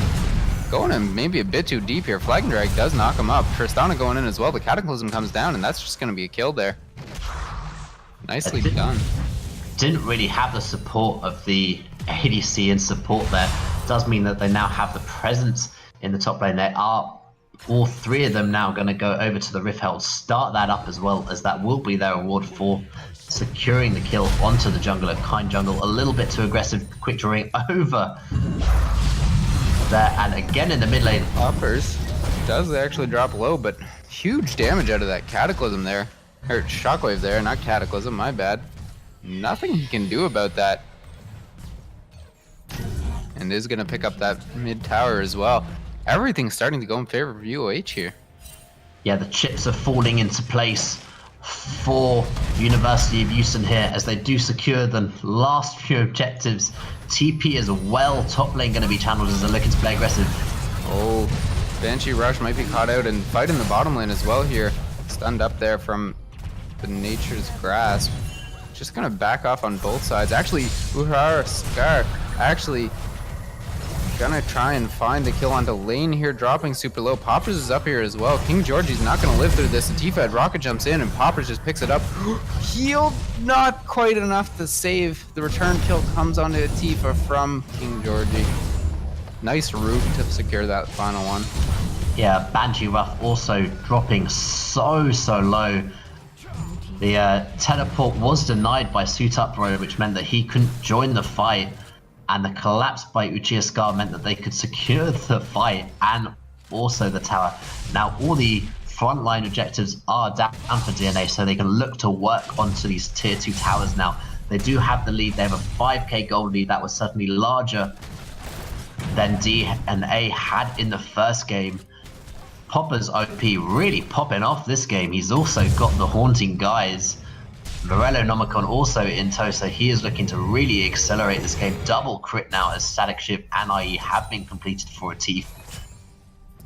And obviously Ardent Sensor finished for the Karma as well. That was a while ago, but we do see the adjustments in the gold here as we do only have the Zeal item on King Georgie. Yeah. He will base, he's only got 800 gold, so he will not be able to complete his second item here. Also needs more time for the Kassadin to scale up. Yeah, and this is the point in the game as well. UOH can really start to force with their team comp. The Janna would have been the perfect pick for DNA. They have this sort of kite back comp that's going to try and absorb your team fight pressure and then turn it around on you with the Xayah, Kassadin, and the Galio coming in. But really, with the Karma, it's going to be super difficult for them to deal with this massive damage coming out of both Atif and Poppers. Yeah, we mentioned in Champ Select a little bit about the to and fro between the teams. One was looking to split push, the other was wanting to team fight. Where the team who has the team fight advantage wins the early game, then you can start diving with the Maokai. The turret won't really matter too much. He is also building a lot of MR in the early stages of the game, so he will take a little bit of damage from this tower. But Rift Herald spawned in the top side. That will look to take down the tier 2 tower. Shelly coming in with a big chunk there. Flag and drag a little bit short. Shelly's pushing forward. Fight me, summoners. They leave her to die just like that. They're actually pinning and walking around the Baron now. They are looking to set this up, potentially looking to take it as well. TP not available for the Galio means that he can't actually arrive to the fight if Maokai can potentially back up and TP to there. There's no Farsight ward at this point, so they have to face check it now to get wards. Now they're going to sweep it. If they'd swept it earlier, they might have had a better chance of that working out. Yeah, they had the window for it. As I said, TP not available for Suit Up Bro. They did look to try and get a little bit of a cheeky poke on there, try and look to turn for the fight as well. As you said, vision was required for DNA just to see what was going on in that side of the map. The third Drake now spawning. Uchiha Scar decides he wants a piece of that. A lot of Oceans and Cloud Drakes today. Nothing looking like it's going to help them to snowball too much. Just kind of in a lull on the map here. Niles might find a Teeth though. Does rocket jump away.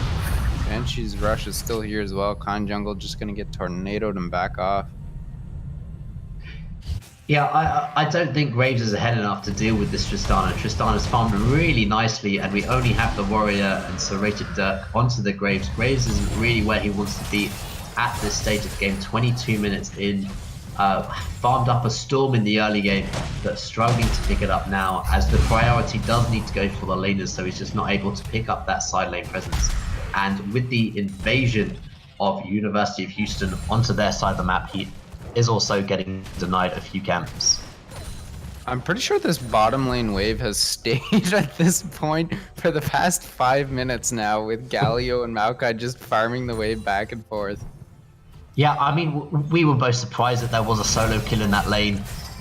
That was a really nice play by Hero onto SuitUpBro. Clearly, they've worked out the matchup now, worked out the synergy of what's going to be happening. An Abyssal Mask and Righteous Fury picked up for the Galio, also Spirit Visage and Righteous Fury available for them. So they both secured this MR, so they really can't hurt each other. So close to stealing it away there from Niles, but Raptor does it for the red team. Or Scuttle, not Raptor. Yeah, Lombax, he couldn't quite make the cut on that one. They are really trying to set up around this Baron now. That is clearly the objective the University of Houston wants to play around.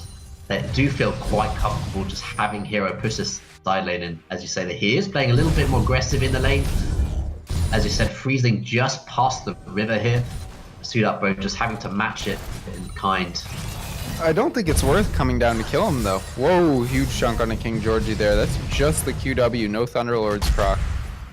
Honestly, you come down to this bottom lane to take one of the tanks, the other team can just force that Baron. They're already sitting around it now, trying to just keep this vision cleared out. Yeah, I mean, this is all about vision control right now. Trading pink wards, trading on the vision, just trying to clear it out as much as possible. As soon as they get a sniff that the vision isn't there, they might look to take it again, or it will force them into a face check, into a team fight that DNA really don't want. Now they look to decide to change tactic and look for the mid lane. And I think they definitely can start forcing these objectives more. Niles goes really deep in. Hero's entrance does come in, only going to knock up Uchiha.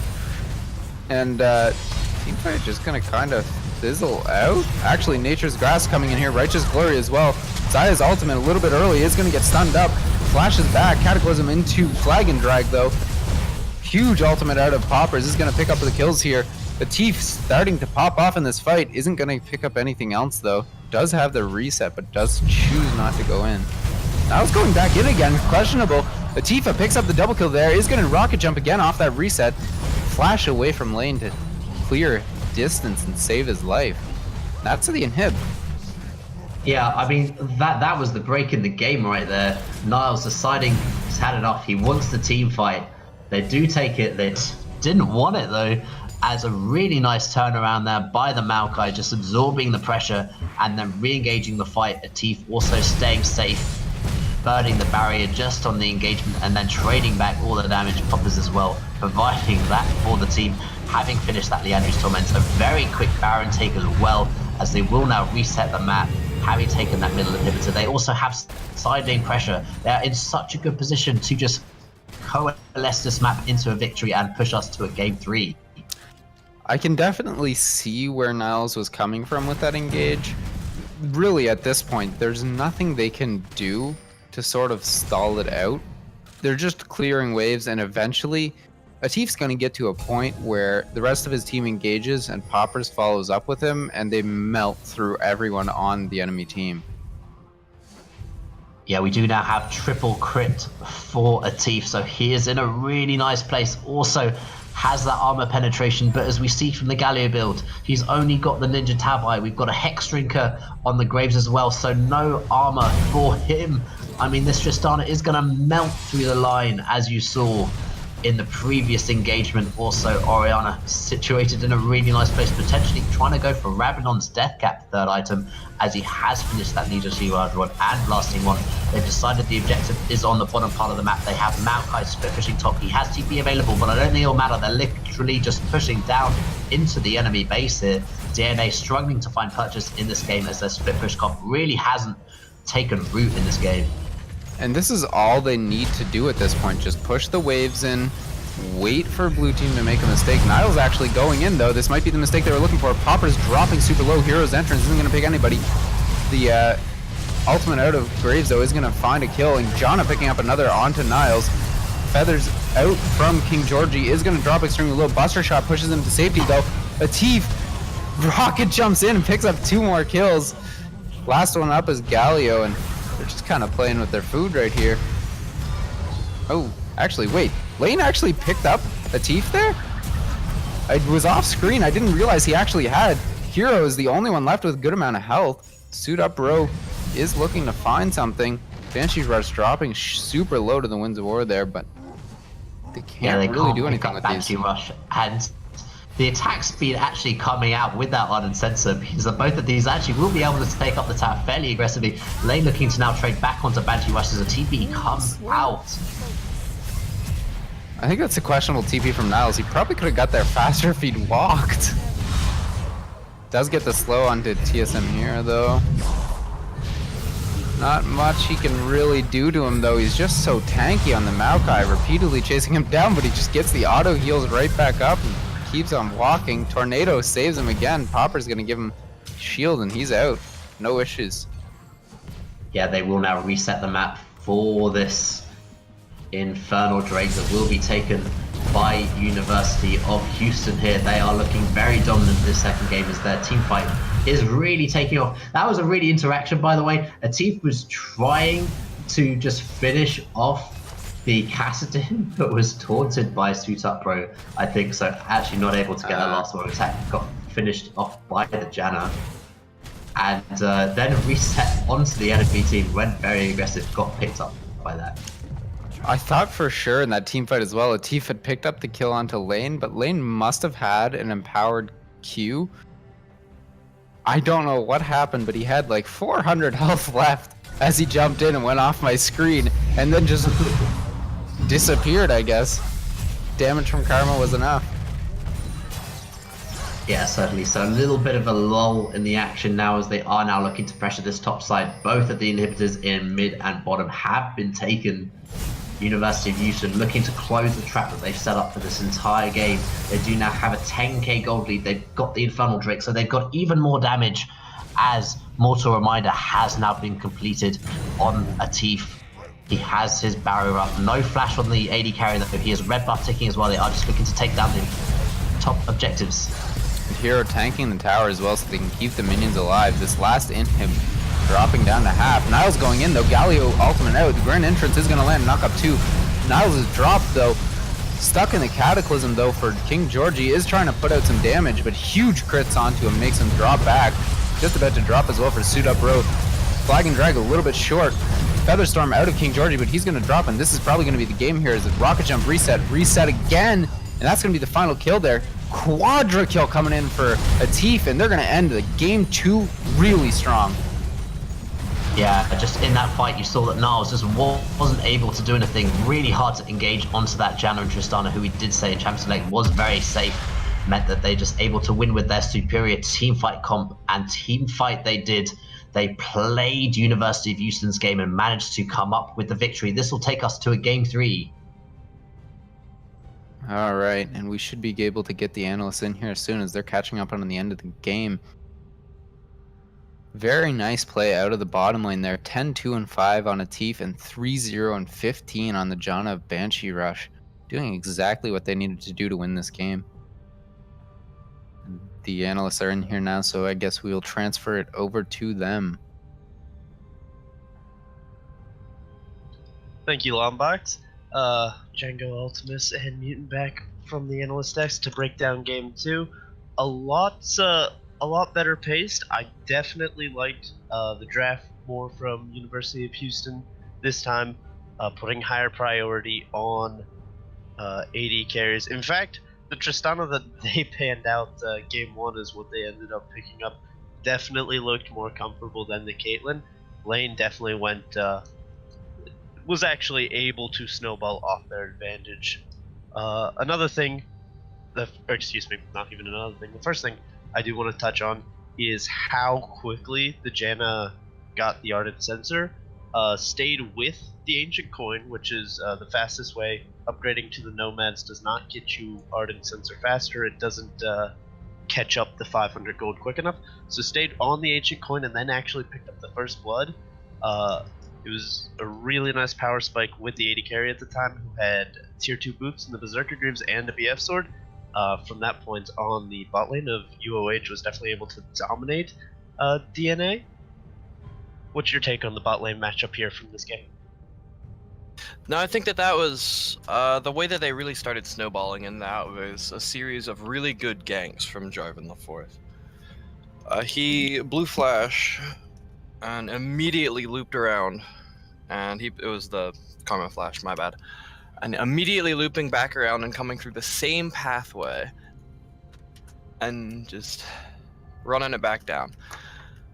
At that point, I think Janna stayed for a few extra seconds just so that she could get the Ardent Sensor, which is definitely the easiest decision to make, and the best one.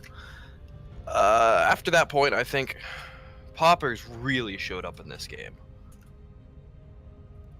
I mean, we can look at Poppers definitely having a really good performance, but there were so many times where Niles went in, and it was Niles actually initiating the trades onto Poppers. Poppers was strong enough at that point in the game to win the trades and force summoners, and it even got to the point where Niles was going in on Poppers and then gets solo killed by Poppers. So maybe Niles wasn't quite comfortable on the matchup, didn't quite know when he took over the lane, because it seemed a little bit shaky from him. He didn't quite have the read on the lane. Poppers definitely understood the lane better. I never once saw him ult with a Kassadin having his ult up, so a really strong performance out of Poppers, definitely, on that Orianna. And there were some very clutch shockwaves throughout a lot of the large fights and choke points. Yeah, after the first, was it the first dragon or the second dragon? They DNA picked up an early first dragon, but after the second dragon that DNA did secure again, two members, I believe it was Kassadin and Galio, went over the wall into UOH's blue side jungle, and a really nice Orianna ultimate from Poppers locked them up before they could realize their mistake, and made that trade definitely more in UOH's favor. I believe she also picked up another kill as walking into the red side jungle. I believe it was King Georgie who didn't really respect the pathing of the Orianna and just walked straight into her. Gave her a third kill from that team fight. Definitely had had hold of the game from there. It was a little bit interesting. I liked the adaptation DNA made of banning out the Gragas on blue side, wanting to put priority on something else, but also not willing to give it up in a second rotation. I think DNA played their draft well up until the Graves was the really big question mark for me, because you saw they had a very clear plan with the Kassadin flash ulting or even being in the right position to just ult straight on top of a carry and have the Galio ult immediately follow it up, but they seem to not have much more follow-up from the rest of the team. The Karma speed up wasn't enough to get the Graves in there. The Xayah could fend well for herself on the back half, but for me the Graves was the big question mark on DNA's side. A lot of this game, I think, can be decided off of over-aggressions coming from mainly Kind Jungle and Niles. Towards 17 minutes 45 seconds into the game, Kind Jungle saw who he thought was alone, Banshee's Rush, on the Janna, and he immediately eased over the wall with absolutely no information, and is just instantly collapsed on by the rest of UOH who are there. Yeah, Niles maybe playing way too upfront. Again, didn't look quite as confident on the Kassadin. He first round picked that when Echo and Yasuo were still up, I believe.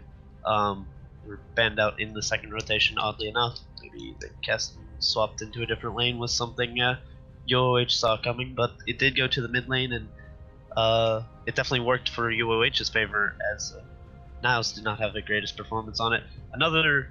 He did last pick it, thank you, Rukter. But yeah, the Kassadin not having the greatest game. The Graves also was a little bit odd in terms of draft. I think DNA are just going to have to kind of run it back, get a more front-to-back team fight. But definitely interesting. What do you want to see out of DNA going into Game 3? I want to see a little bit more respect, quite frankly. They were very over-aggressive in a lot of these fights that they engaged on, and it didn't really work out for them most of the time.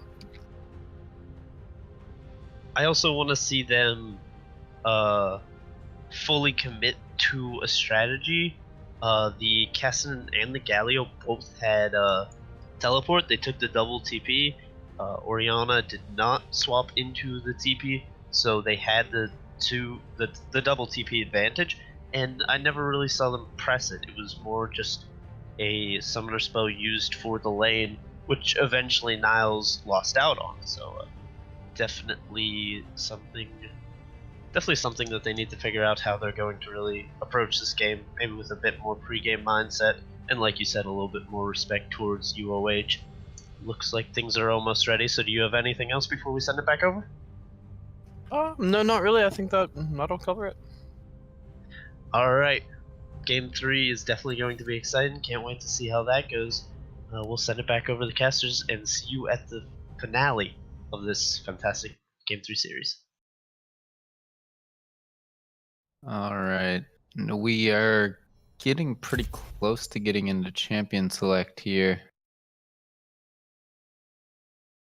Should hopefully be pretty soon. Just trying to get all our ducks in a row again.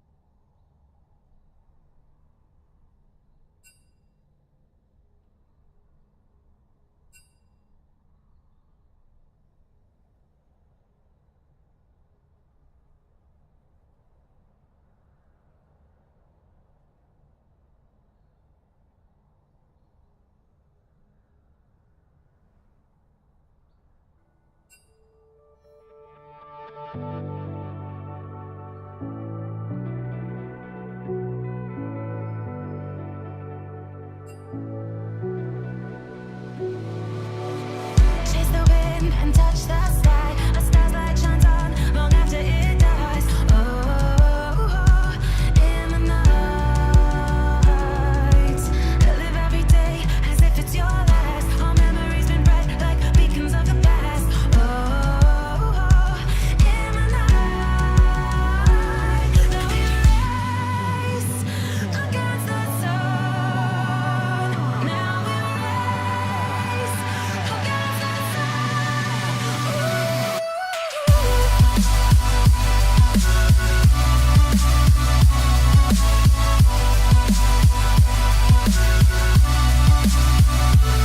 Now we race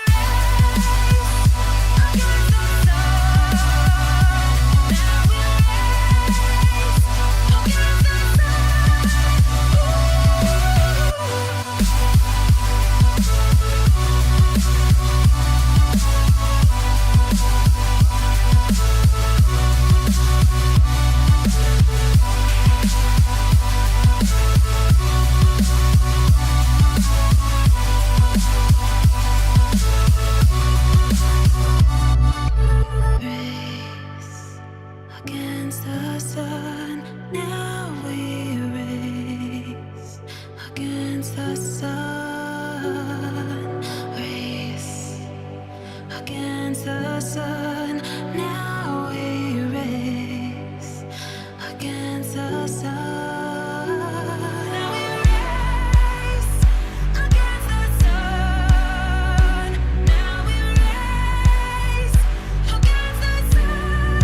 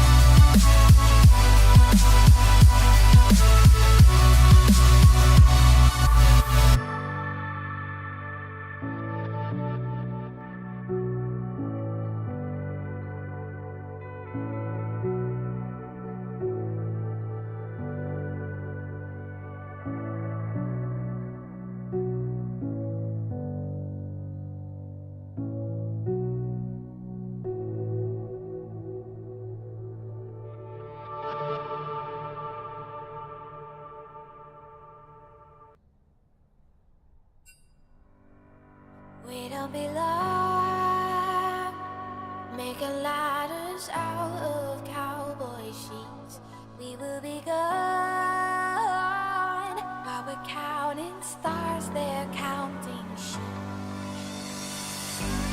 Peter, all the rest don't make a sound. Just keep running and keep running and keep running. In our heads we're 10 feet off the ground. Just keep running and keep running. Keep running, keep running, keep running.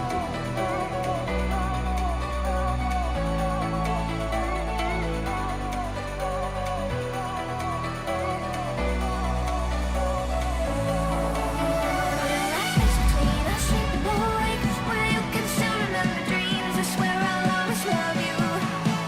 You know that place between us, sleeping awake, where you can still remember dreams. I swear I'll always love you, and that's where I'll be waiting.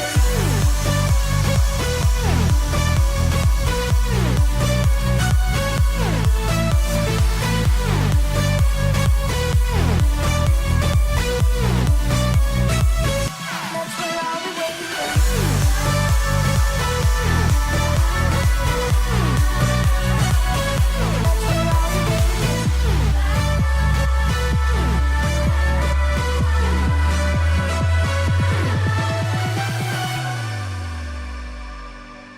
Feeling alone. Never thought I'd see this place again. I'm going on. Hesitation is death. All right, and we are getting right into Champion Select here for the final game of this best of 3 between DNA and UOH. Fine, I'll just be over here. Straight into the ban Sharpening phase my as well. feathers. Rook, are you ready for this final game? Yes, I am indeed, Lombax. A very exciting second game there as we saw a team fight team split push comp and managed to succeed, secured the early game advantage and really accelerated forward. Tristana felt very safe in that game and managed to have the items to back up that damage as well. Janna being banned out and Zaya against the bot lane of Atif and Banshee Rush. Caitlyn picked up as well. Akali and Aatrox seem to be banned here. A little bit of an interesting ban cycle coming through. Pickups coming thick and fast here, but Caitlyn has been locked in. I think the bans are specifically because they did pro draft beforehand.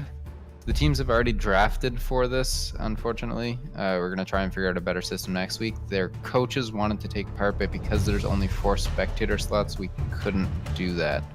And next week we'll try and implement sort of like a Discord screen share thing, so any coaches are able to view the content as well live with their team.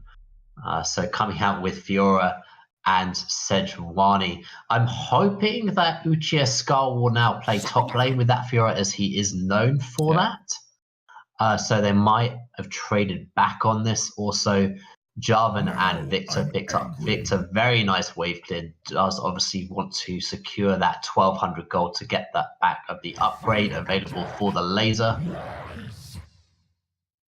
Uchiha, though, is sitting on Smite still, so he might be going in that jungle again. Much better performance out of him on that Jarvan, which has been taken away by DNA. I think that's pretty nice for them, considering how Uchiha did perform on the Rek'Sai. Denying him that pick, I think, is pretty big, pushing him on to something like the Rek'Sai or the Sejuani that he's now on. Yeah, so Tristana actually picked up this time for King Georgie rather than being over to Atif. They are looking to pick up the Karma against lane here. So that is a little bit of an interesting choice, denying that pick away. Karma really didn't have a great impact in, what was it, the game, trying to just push out the advantage in the bottom. Didn't really manage to secure that. Again, matched up with the Taric. Yeah, Taric and Tristana can be, again, very safe. Got that hard engage with that Jarvan Cataclysm and the Maokai, backed up by that Victor damage. Very similar to the team fight the opposition played just against them recently. So they're going to go tit for tat here. We do have a split pusher of that Fiora, so a little bit more flexibility in the team comp of the way that they want to go about it, but they substitute the tankiness of the top lane for that of the mid lane. And Vladimir can certainly engage himself. He wants to get into the back line, but Tristana certainly can kite the Vladimir very easily with that rocket jump and buster shot. So potentially can be fairly self. Victor, maybe less so. Yeah, and it does look like they are going for that split push strat in general. Vladimir as well can perform in those side lanes. He does have his pool to get out and away from danger. So I'm looking for them to get some early advantages, snowball that, and then push into the side lane so that they can get the advantages and do what DNA couldn't in the previous game if UOH wants to win. Yeah, we actually casted a game last week where the Fiora split push was immense. Really manages to secure the objectives on the bottom side of the map, but it came down to a nail biter of trades all the way for the last 3 to 5 minutes of the game. So let's hope that Fiora has an equal impact in this game. Has the potential to kill the Maokai in the side lane. Maokai's build path will need to be a little bit differently. He has been rushing that move speed item, just trying to get ahead of the curve with that Righteous Glory, so he might have to build a little bit more armor early on, but with that true damage coming out from the Fiora, with that Grand Challenge, it will be difficult for the Maokai to build against, and ultimately will lose that 1v1 duel in any long side lane. They can opt to just force with this team, though. They have some massive engage here. They have the Tark stun. They have the slows coming out of Victor, who I'm assuming will pick up a Rylai's. The J4, Flagon Dragon, the Cataclysm. You have the Maokai Nature's Grasp as well. There's so many options here for the red team to start taking fights, snowball that into a lead, take objectives off of it, and then just close out the game with their massive team fight presence. Yeah, I do like the Sejuani pickup for Uchiha Scar here, as that will be a crux for University of Houston to really engage the fights. Again, Atif and Banshee's Rush going for a very heavy poke lane here. This time we do have the Ignite onto the Karma, so looking to just slow down the healing that lane can provide on this Taric. And maybe they'll look to deny this Tristana farm this time, really try and get under their skin, as Twitch, which was picked up in the first game for King Georgie, he managed to secure a lot of farm in the early game. So we're hoping with this Ignite that they can maybe play a little bit more aggressively against it. Yeah, you mentioned Sejuani, though, earlier. It's a little bit cut off by the bug there, but it looks like there's actually 2 cleanse on the side of DNA, both Tristana and Victor running it. So who do you ult as Sejuani? Well, it means that you kind of want to burn that summoner and then come back in the early laning phase. But in these late game team fights where you really want to win the team fight there and then, if you're actually able to stay safe, I think this Tristana can be very safe into the composition that University of Houston have secured for themselves in this game 3. And we are just about to get into the loading screen here. Who are you going to give it to? Who is taking this series off of this game, Rukter? Who's your favorite? I like University of Houston for this game. I think that they have a solid draft. I also like the split pressure of the Fiora, so it gives them a little bit of flexibility. Their team fight is also there with the Sejuani. It's there with the Vladimir, so they can certainly team fight on a level that DNA can. DNA has a solid team fight themselves, actually. So they'll certainly be butting heads in that regards, but it'll be a little bit more even, certainly. Gold advantages, item power spikes will all have to be taken into account. Who's been caught out of vision, so warding will be very important in this game, as post 22-minute mark, where we do get this little bit of a Baron dance coming up. All right, and let's start again in 3, 2, 1, go. All right, continue. Sorry about that. that. Just have to sync up our timers here as we are sort of casting with that. We also have the tournament codes coming out, so this isn't tournament draft. No pauses in the first 2 games, so we've had a really smooth cast for you guys to get today, as we are now in game 3. Seems to be a little bit of a fan out by both teams. Neither one looking for that level 1 engagement. Might poke their head into the river just to see what is going on, but neither team wanting to give out any early kills. And Niles is going to spot out both the jungler and Poppers here. First trade going on to Niles. Going to get quite a bit more in return, though. Heroes found as well. Yeah. I mean, I'm interested to see that Ancient Coin has been picked up for the Karma. I understand that you do want to rush that uncensored, but when you go for that Ignite, that will stop the Maokai healing if you are looking to trade aggressively into him in the later stages of the game when he really does start heating up a lot for the fights. Definitely stops the exhaust coming down onto maybe the Jarvan or the Tristana if Tristana steps forward aggressively. Atif was playing very aggressive with this Tristana in the previous game, jumping forward, securing the kills most of the time, playing a little bit too aggressive at times, but certainly trading his life for the opponents whenever able. But the junglers are starting on the top side of the map, so a little bit of a change here. That'll be helped out by the top laners to give them a leash. That means that the bot lane is already in place. Atif and Banshee as are ready for this level 1 fight. Yeah, and this is exactly what you want. Already getting the push in. With this lane matchup, you really want to keep them under tower. Try and deny them everything you can. Look how aggressively they are playing in lane. They are completely denying this wave. Is already going to crash into the tower. Shots coming down by Tifa as well as who does get the passive. I mean, this is a very aggressive early one. And that was all enabled by the fact that Jarvan did start in the top lane and the Sejuani.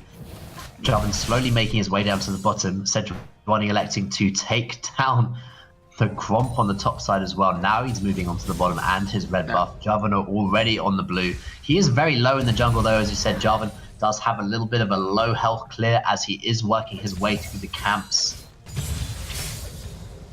Both junglers are towards that bottom side though. And we did see this before from UOH in the first game as SuitUpBro drops real low to Fiora up in the top lane there. This is exactly what UOH did in the first game, and look how it turned out for them. Yeah, I mean, this Fiora will constantly do this. Also, but the pot, the one and only pot that SuitUpBro had, a little bit of an integration by the junglers here. Jungle stunned up, Flag and Drag's out before it can actually get the damage off. Yeah, this should mean that the Scuttle Crab on the bottom side of the map will be secured by Xiska as he does smite that away for his team. And does look to try and take away some of Jarvan's camps, but has smartly cleared away everything there and isn't going to find anything.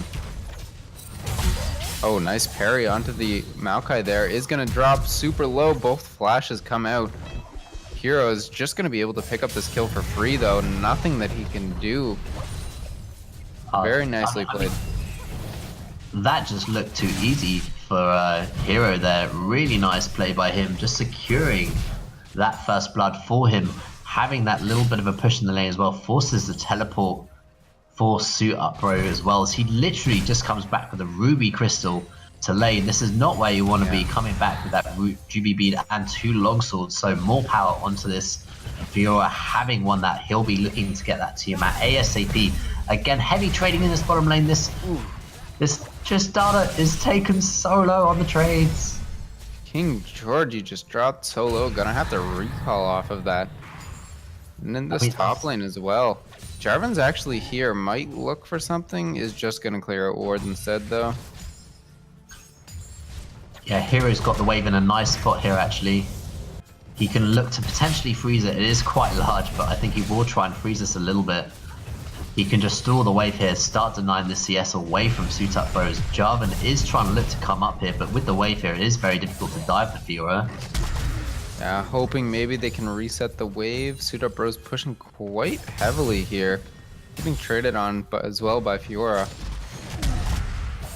Yeah, Jarvan's here just to make sure that if the Fiora steps a little bit too aggressively onto the Maokai, they can trade on it, but wasting a little bit of time, which means that the Sejuani has already cleared the bottom side of the map, coming down into the river, and tower's already gone in the bottom side of the map. I mean, I know we talked about the pressure, but that is crazy fast.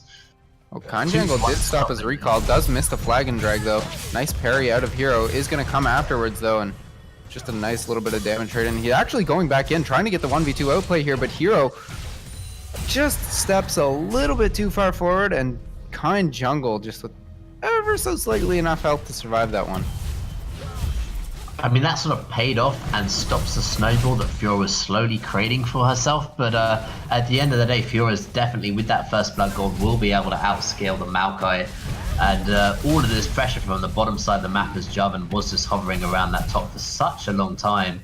Now securing this Mountain Drake as well for University of Houston. They are set up very nicely in the early stages of this game. I mean, a tower at 5.5 minutes, literally in a 2v2 lane. The Tristana just coming back with a cull again, really favoring this relic shield as both of the bottom laners have those. But coming back to lane with a cull against a BF sword is not where you want to be in this lane. They're now actually trading as the ADCs and support are going up to the top lane. Fiora's going to pick up a really nice wave again in the bottom part of the map. Now finish that Tiamat. So wave clearing very nicely and can slowly build this lead up against the Maokai.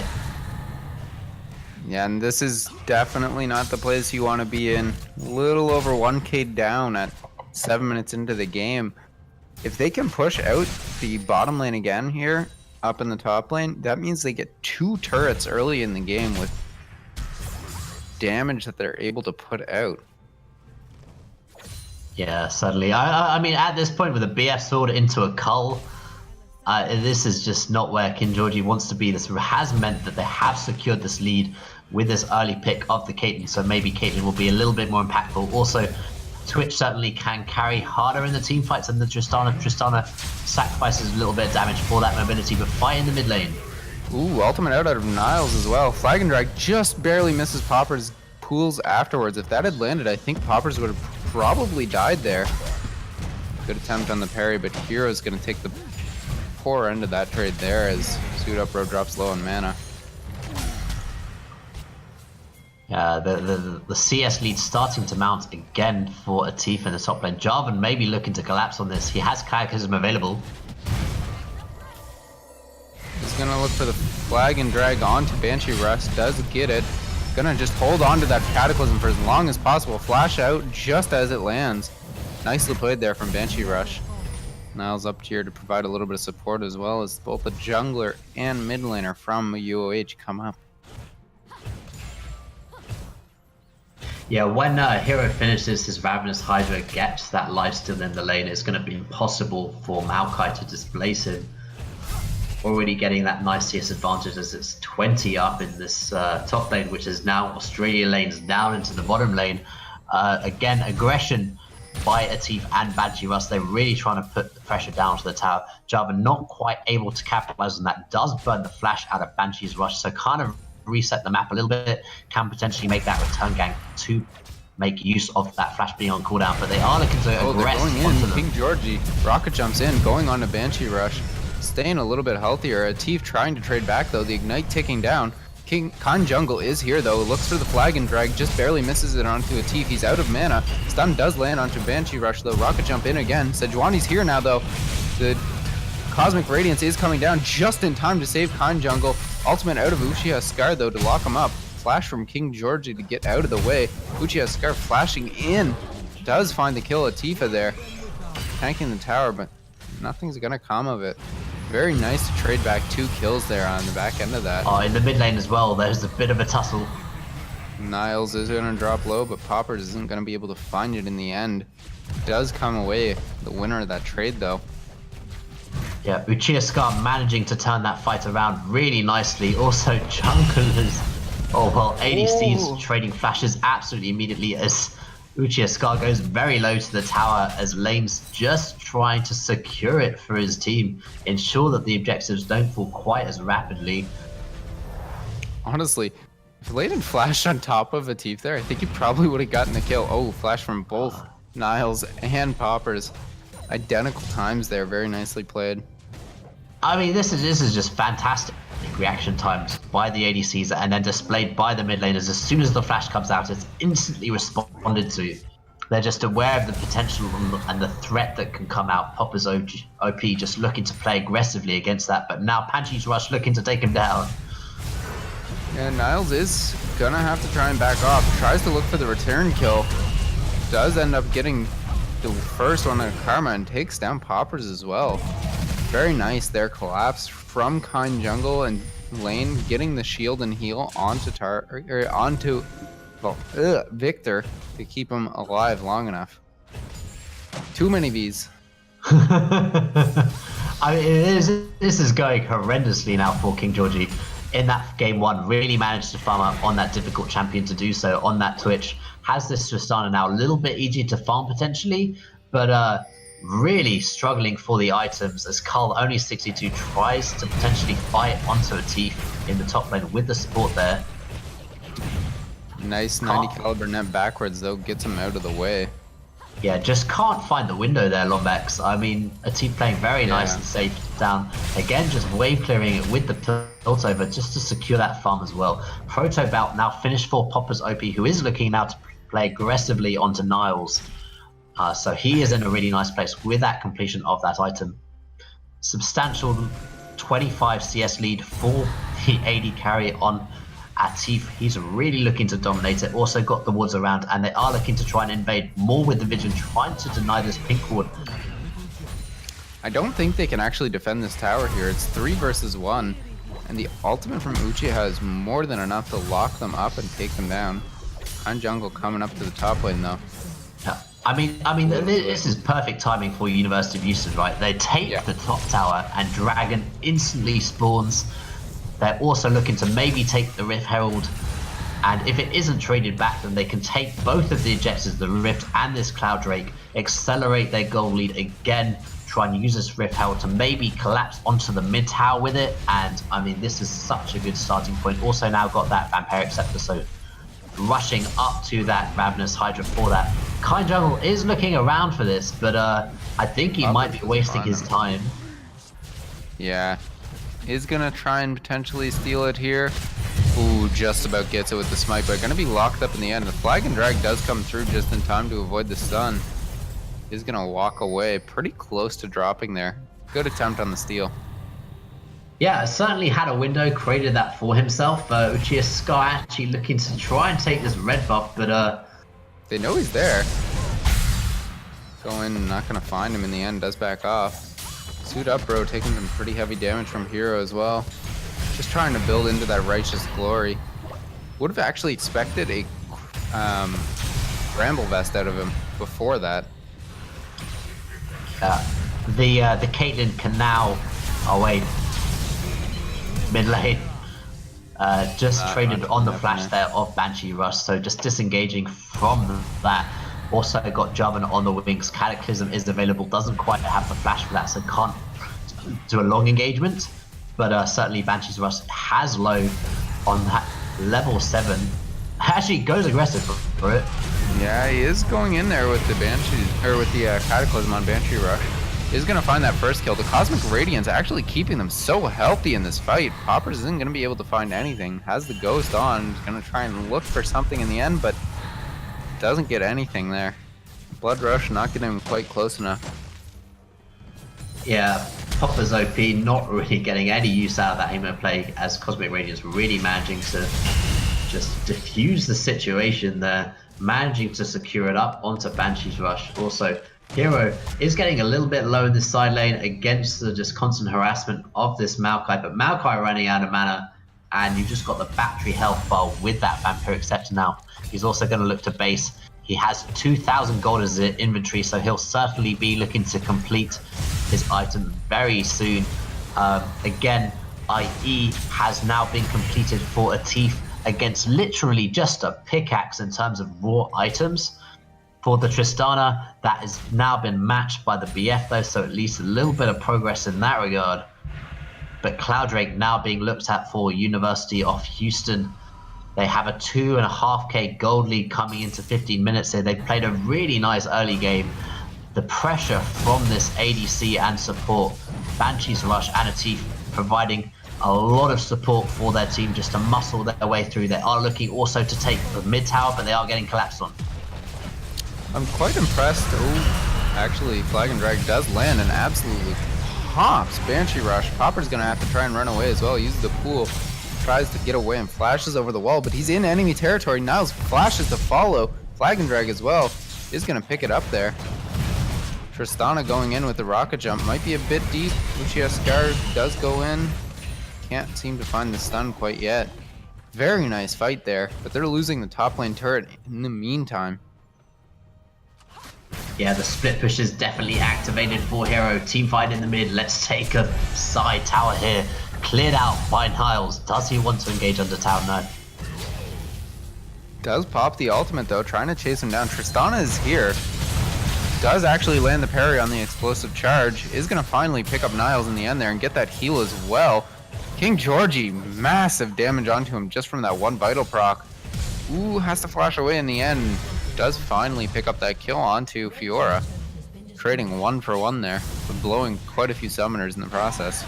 Yeah, but absorbing all that pressure means that they have a window for mid and they take half the damage on that mid lane tower to unloading the autos. And this Caitlyn with the Infinity Edge is starting to put out quite a bit of damage. Needs a little bit of attack speed to back that up now, and she'll be good to go. I mean, something to note in this game is that there are 8 kills now, as there was a little bit of a messy team fight in the mid for University of Houston. DNA taking advantage of that, actually fight in the mids. They have popped the Rift Herald as the Cosmic Radiance does come down. Triple stun there from Lane. Huge Cataclysm after the Flag and Drag. Massive ultimate there from him. They are going to actually drop Uchiha Scar. No, he does manage to flash away, but the follow-up from Suit Up Row manages to pick up 2 kills there. Popper's in the back line. Rift Herald just chunking away at the minions after taking that tower. Very, very nice engage there from Lane, landing that triple stun, setting his team up for success. Yeah, certainly, and you kind of saw that was a little bit of a collapse there, not able to get the damage. It kind of insta-popped with all that CC just merging onto each other. Really nice Cosmic Radiance as well, just to keep them alive for a little bit longer. Kind of secures them back into the game, still have a gold deficit. I was just about to say before that fight happened that the gold was kind of on the support and the jungler. Now it's been divvied up a little bit over to the Maokai as well, so he can finally try and get a little bit of purchase. He will slowly lose this side lane battle as the Ravenous Hydra has now been finished by Hero, who's again looking to play aggressive, trying to just secure vision into this bottom part of the map so he can just keep split pushing against DNA here. They are looking to set up mid lane though. Also on the top side of the map we do have a Tifa who's just trying to clear the waves. He's just trying to provide the pressure for his team so Fiora can split push on the other side. They are really pulling DNA apart, and unless they can provide that full-on commit and hard commit like they did in the mid lane, they are slightly losing the macro, but they seem to be winning the team fights now. Yeah, exactly. And they're looking to try and force on this top lane here. They had the inside track onto it, but they cleared the wave instantly. Victor's so good at that now that he has all his upgrades. It's so hard to get on top of a turret with him. Oh, Khan Jungle might be caught out though. Do manage to land the stun, but he actually goes in with the Flag and Dragon Cataclysm, flashing his way out. Is going to drop to Poppers in the end though, who actually goes in with the pool trying to get on top of Niles. Dropped super low by the ace in the hole. Tower is gonna fall eventually though. Yeah, with the pressure from the Fiora, it means that as soon as you start losing this 4v4 in the top part of the map, objectives will start falling. You know that Fiora will have the pressure in the side lane against the Maokai, and they do secure this top tower as well. That means more objectives are down. It's literally just this bottom tower now. And then it will be on for the inhibitors. Baron will be spawning in 15 seconds, so they'll start warding up the top side of the map for that. They have so much deep vision as they have secured this sector of the map for themselves. So they are really nicely placed for the top side of the map. We also have an Infernal spawning in a minute and a half, just under that actually. So that will also be an objective to look out for, but you would have thought that maybe the Fiora can just split push against the Maokai bot lane and then look to rotate and solo that Drake. Yeah, they do try and get some of the vision back here, clearing out what was just placed by UOH. Attempted steal there on the scuttle as well, but is picked up by DNA in the end, getting themselves out of danger. Good thing they got that there. This Caitlyn also hit a really nice power spike with that static shift, but they are now looking for Pseudo going in with the Righteous Glory as well. Does knock him right back into Nature's Grasp. Poppers is a little bit caught out here. Cosmic Radiance coming down. Isn't gonna really block much though, as they just kind of disengage after that. Ultimate in from Uchiha Scar though, does manage to find important carries, but the cleanse out and the Cataclysm in. Poppers is being stunned up at the back. King Georgie just firing away, but he has to run now from Poppers, who's so much damage. Absolutely plowed through the team in the end there. All this follow-up damage after that Cosmic Radiance is down means that they're just able to clean up the fight. Yeah, this will probably be an inhibitor in the mid lane, falling at 22 minutes into the game. They just all funneled into that choke point there. Fantastic place for the turnaround. Majestic ultimate coming out by Uchiha Scar, really to capitalize on that close-knit route that DNA found themselves in. Now they have options on the map. They've taken that inhibitor mid. They are looking to take the Infernal Drake. That'll be with the bot lane. They are over ward, so that will be spotted. Maybe they'll look to collapse on that. It literally is just Taric wandering out solo for this, so I don't think that they'll manage to do that in time, as the team has a lot of attack damage just to be able to shred down this Drake before anything comes out. Uchiha Scar also there just for the backup and support. Now they can look to pressure side waves, get the momentum going into their favor, and as soon as you have a split push comp kind of with this Fiora, who is ahead of the Maokai now, fantastic CS lead for this champion against SUDUPRO, means that you just have all the pressure in the world. You can really look to play this 4-1 very successfully. Now with that pressure mid, you can just split 1 top and 4 bottom and try and shred down these last 2 inhibitor towers. Yeah, and Baron's going to be the next thing on the table here as well for them, trying to get a little bit of vision control there. Kind Jungle trying to defend some of his wards. If they can pick up this Baron, that could spell the end of the game here for DNA. They already showed that if the Cosmic Radiance isn't on point from lane, they can easily take a team fight with all the follow-up damage they have. DNA needs to play so careful now. Yeah, as we see in the items for the AD carries, we're an entire fully completed Zeal item down on that one. We literally have Zeal to a static shift and Zeal as Poppers might be engaged on the mid lane. And Georgie going in. Cataclysm does keep Poppers in place. He has no flash to get out. Uses the pool to buy some time. Gonna try and get out of there as the shield does speed him up from Karma. Very nice. TP burned as well from SUDUPRO. Finds Hero. And back up there as SUDUPRO does get locked up. Is gonna end up dropping the Fiora in the end there. Cosmic Radiance is down. Kind Jungle gonna fall as well. This might be the game here. They're looking to try and end it as Fiora is going in and putting on so much damage. Buster shot out. They do try and get the Tristana blocked by lane in the end as the ace in the hole comes through. Niles trying to cleanse away, but Hero picks up the kill, the riposte there, and final hit onto Tristana to pick her up. This is going to be the ace here for... Oh no, lane does make it back to the fountain. They don't even need the Baron Lombax. They completely win the team fight there. I mean, a team is just doing more damage at the moment and more stats of King George. And also with Hero just managing to survive again. It was a better Cosmic Radiance, but it wasn't what they needed. And just when your carries are behind like this, it is really difficult to win these very sort of front-to-back team fights that they are trying to play. Atif again just playing very safe in the backline with that long range of a Caitlyn, just providing so much damage for the team. Also having finished that Black Cleaver, a little bit of tank stats on to the Fiora, meaning that they can sort of team fight with Merc Treads as well, managing to chase down the enemy. They did look to end the game there as well, but we're only 24 minutes into the game. Death timers are not that long yet, so they couldn't quite close it out with that one Nexus turret remaining. Yeah, they backed out. They do have vision around the Baron now. You would have thought with this gold lead that has now ballooned into a 10k gold lead. They also have the 3 takes available to them. They have the Infernal Drake. They have the Mountain Drake. So they can look to take this Baron very quickly.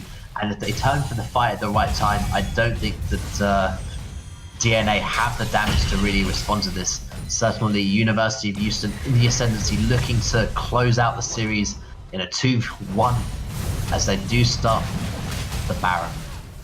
Yeah, and the only person kind of close to this is Kind Jungle. They kind of suspect that it's going down. Things going on to it, but it's already at half health, less than that. It's going to be down before he even gets there. They get vision of it just as it falls. Yeah, just not a time to react then. Now they're looking to go top lane, try and cut off the wave, stop Tristana from getting the CSs. They're a complete item down as Super Rapid Fire Cannon now has been finished on a Tief. We also have the redemption with the Ardent Sensor. A Tief will do so much damage in these fights. They need to respond with the Baron now. Oh, Niles flashing in, uses the ultimate there, is ending up locked up. Cosmic Radiance coming down. They're already down in mid laner, trying to get the damage onto a Tief, but it's not going to be enough. Fiora's coming in on the backside here, is going to try and get onto King Georgie as the Ace in the Hole comes through. Popper's doing loads of damage, and Hero just blows Tristana up. Suda Bro, the only one left on the team, and this is going to be the end of the game here. UOH showing this is how you play a split push comp, taking the victory and winning the series here. Poppers with a bit of BM.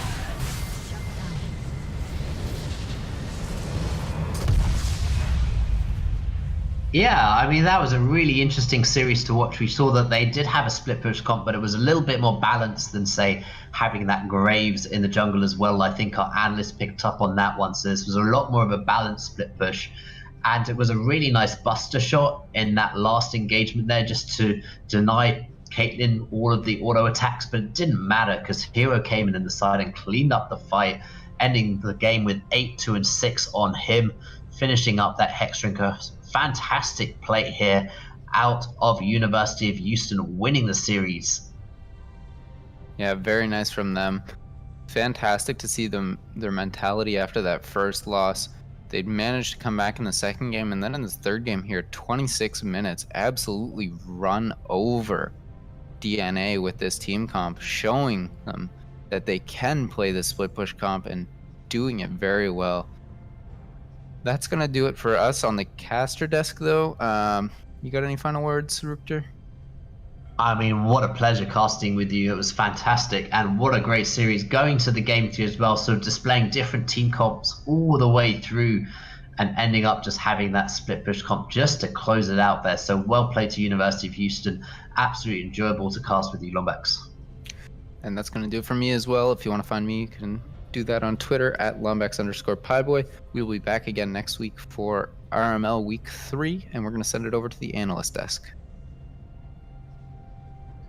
Alright, so we're back after the conclusion of that fantastic 3-game series. UOH managing to take the victory 2-1 in a really close 3-game series. We're going to pick apart the last game here just a little bit before we leave. First thing I really want to touch up on is they went back to the Caitlyn. They picked up the Caitlyn again, and this time they made the adaptation. When they had the lane dominance, when they had the strong lane, they used it properly, they got their river control, and they were able to take those neutral objectives. They were able to take the Rift Herald after the lane swap, and before the lane swap they were able to take the first dragon of the game. So properly using their advantages this time, UOH definitely showed up in that regard. And I know you mentioned earlier we were going to touch on this, but the Maokai in this game did not build a Bramble Vest versus a very fed Fiora. How does that make you feel? I mean, went completely for the Righteous Glory, which has a Glacial Shroud, so a little bit of armor pickup there. And I believe the second item was like an adaptive helm or something, so not even any armor in his second item. And he was the one being relegated to deal with this split push. It was 100% because they had only the one TP. I think maybe if you take the TP on the mid laner, you'd use the Victor to just try and wave clear against the Fiora, and have the Maokai build for the team fights. But that Maokai had to deal with the Fiora in the side lanes and wasn't able to. I think the item adaptation would have obviously not swing the matchup in his favor, but definitely helps him deal with that side lane matchup. So to be complete, so a little bit of a mistake in my eyes from the Maokai. What did you think about? Because I know we were talking about the mid game from DNA, because it looked very strong. Yes, despite the maybe less than stellar early game from UOH, not discrediting him at all. It wasn't. It could have been worse, but DNA really almost got themselves like a significant lead in this game off of mid plays. They just had Kind Jungle over and over again, roaming up, punishing the Karma anytime she would blow a flash or step a little bit too far forward.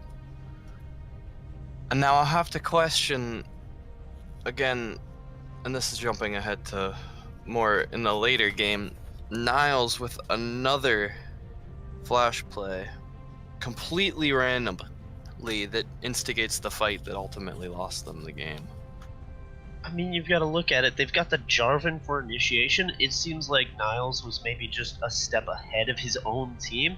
If you don't have the Cataclysm there, I believe he flash ult and W'd, and then everybody else was just able to walk out of it because the Jarvan wasn't on the same page as him. Definitely a miscommunication on the side of DNA there. Niles was a step ahead of his team. His team was a step behind him. There was a miscommunication there somewhere, and definitely need to see them be on the same page if they want to take out a very strong opponent in University of Houston.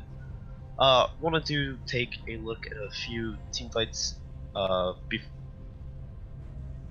Excuse me, cough. Want to take a look at some team fights. There was one really good team fight for University of Houston that netted them the first inhibitor of the game, where the Cosmic Radiance came down, and DNA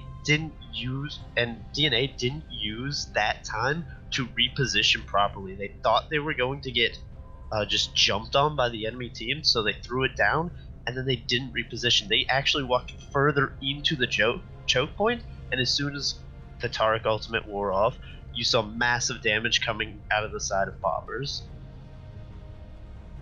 And that fight ultimately ended up being a 5-0, resulting in an inhibitor and I believe the first Baron. Yeah, they picked up the Baron off the inhibitor being down. I think it actually was after another team fight, but UOH played their early game really stellar, had a little bit of fumble in the mid game, not quite being safe enough when they were approaching towers.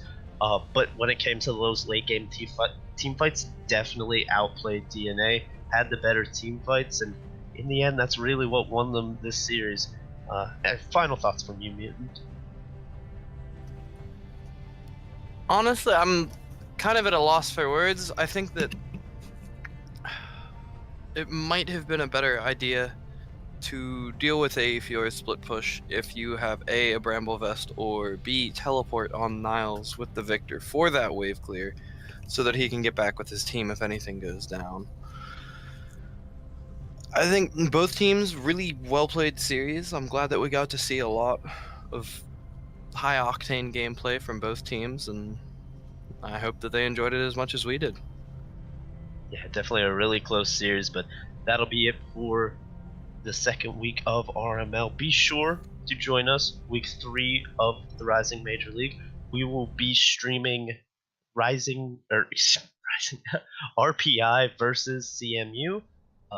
Really excited matchup, and I can't wait to see it. We've already seen CMU in week 1, but this will be the first time we're seeing RPI, I believe. So don't miss it. We'll see you all next week.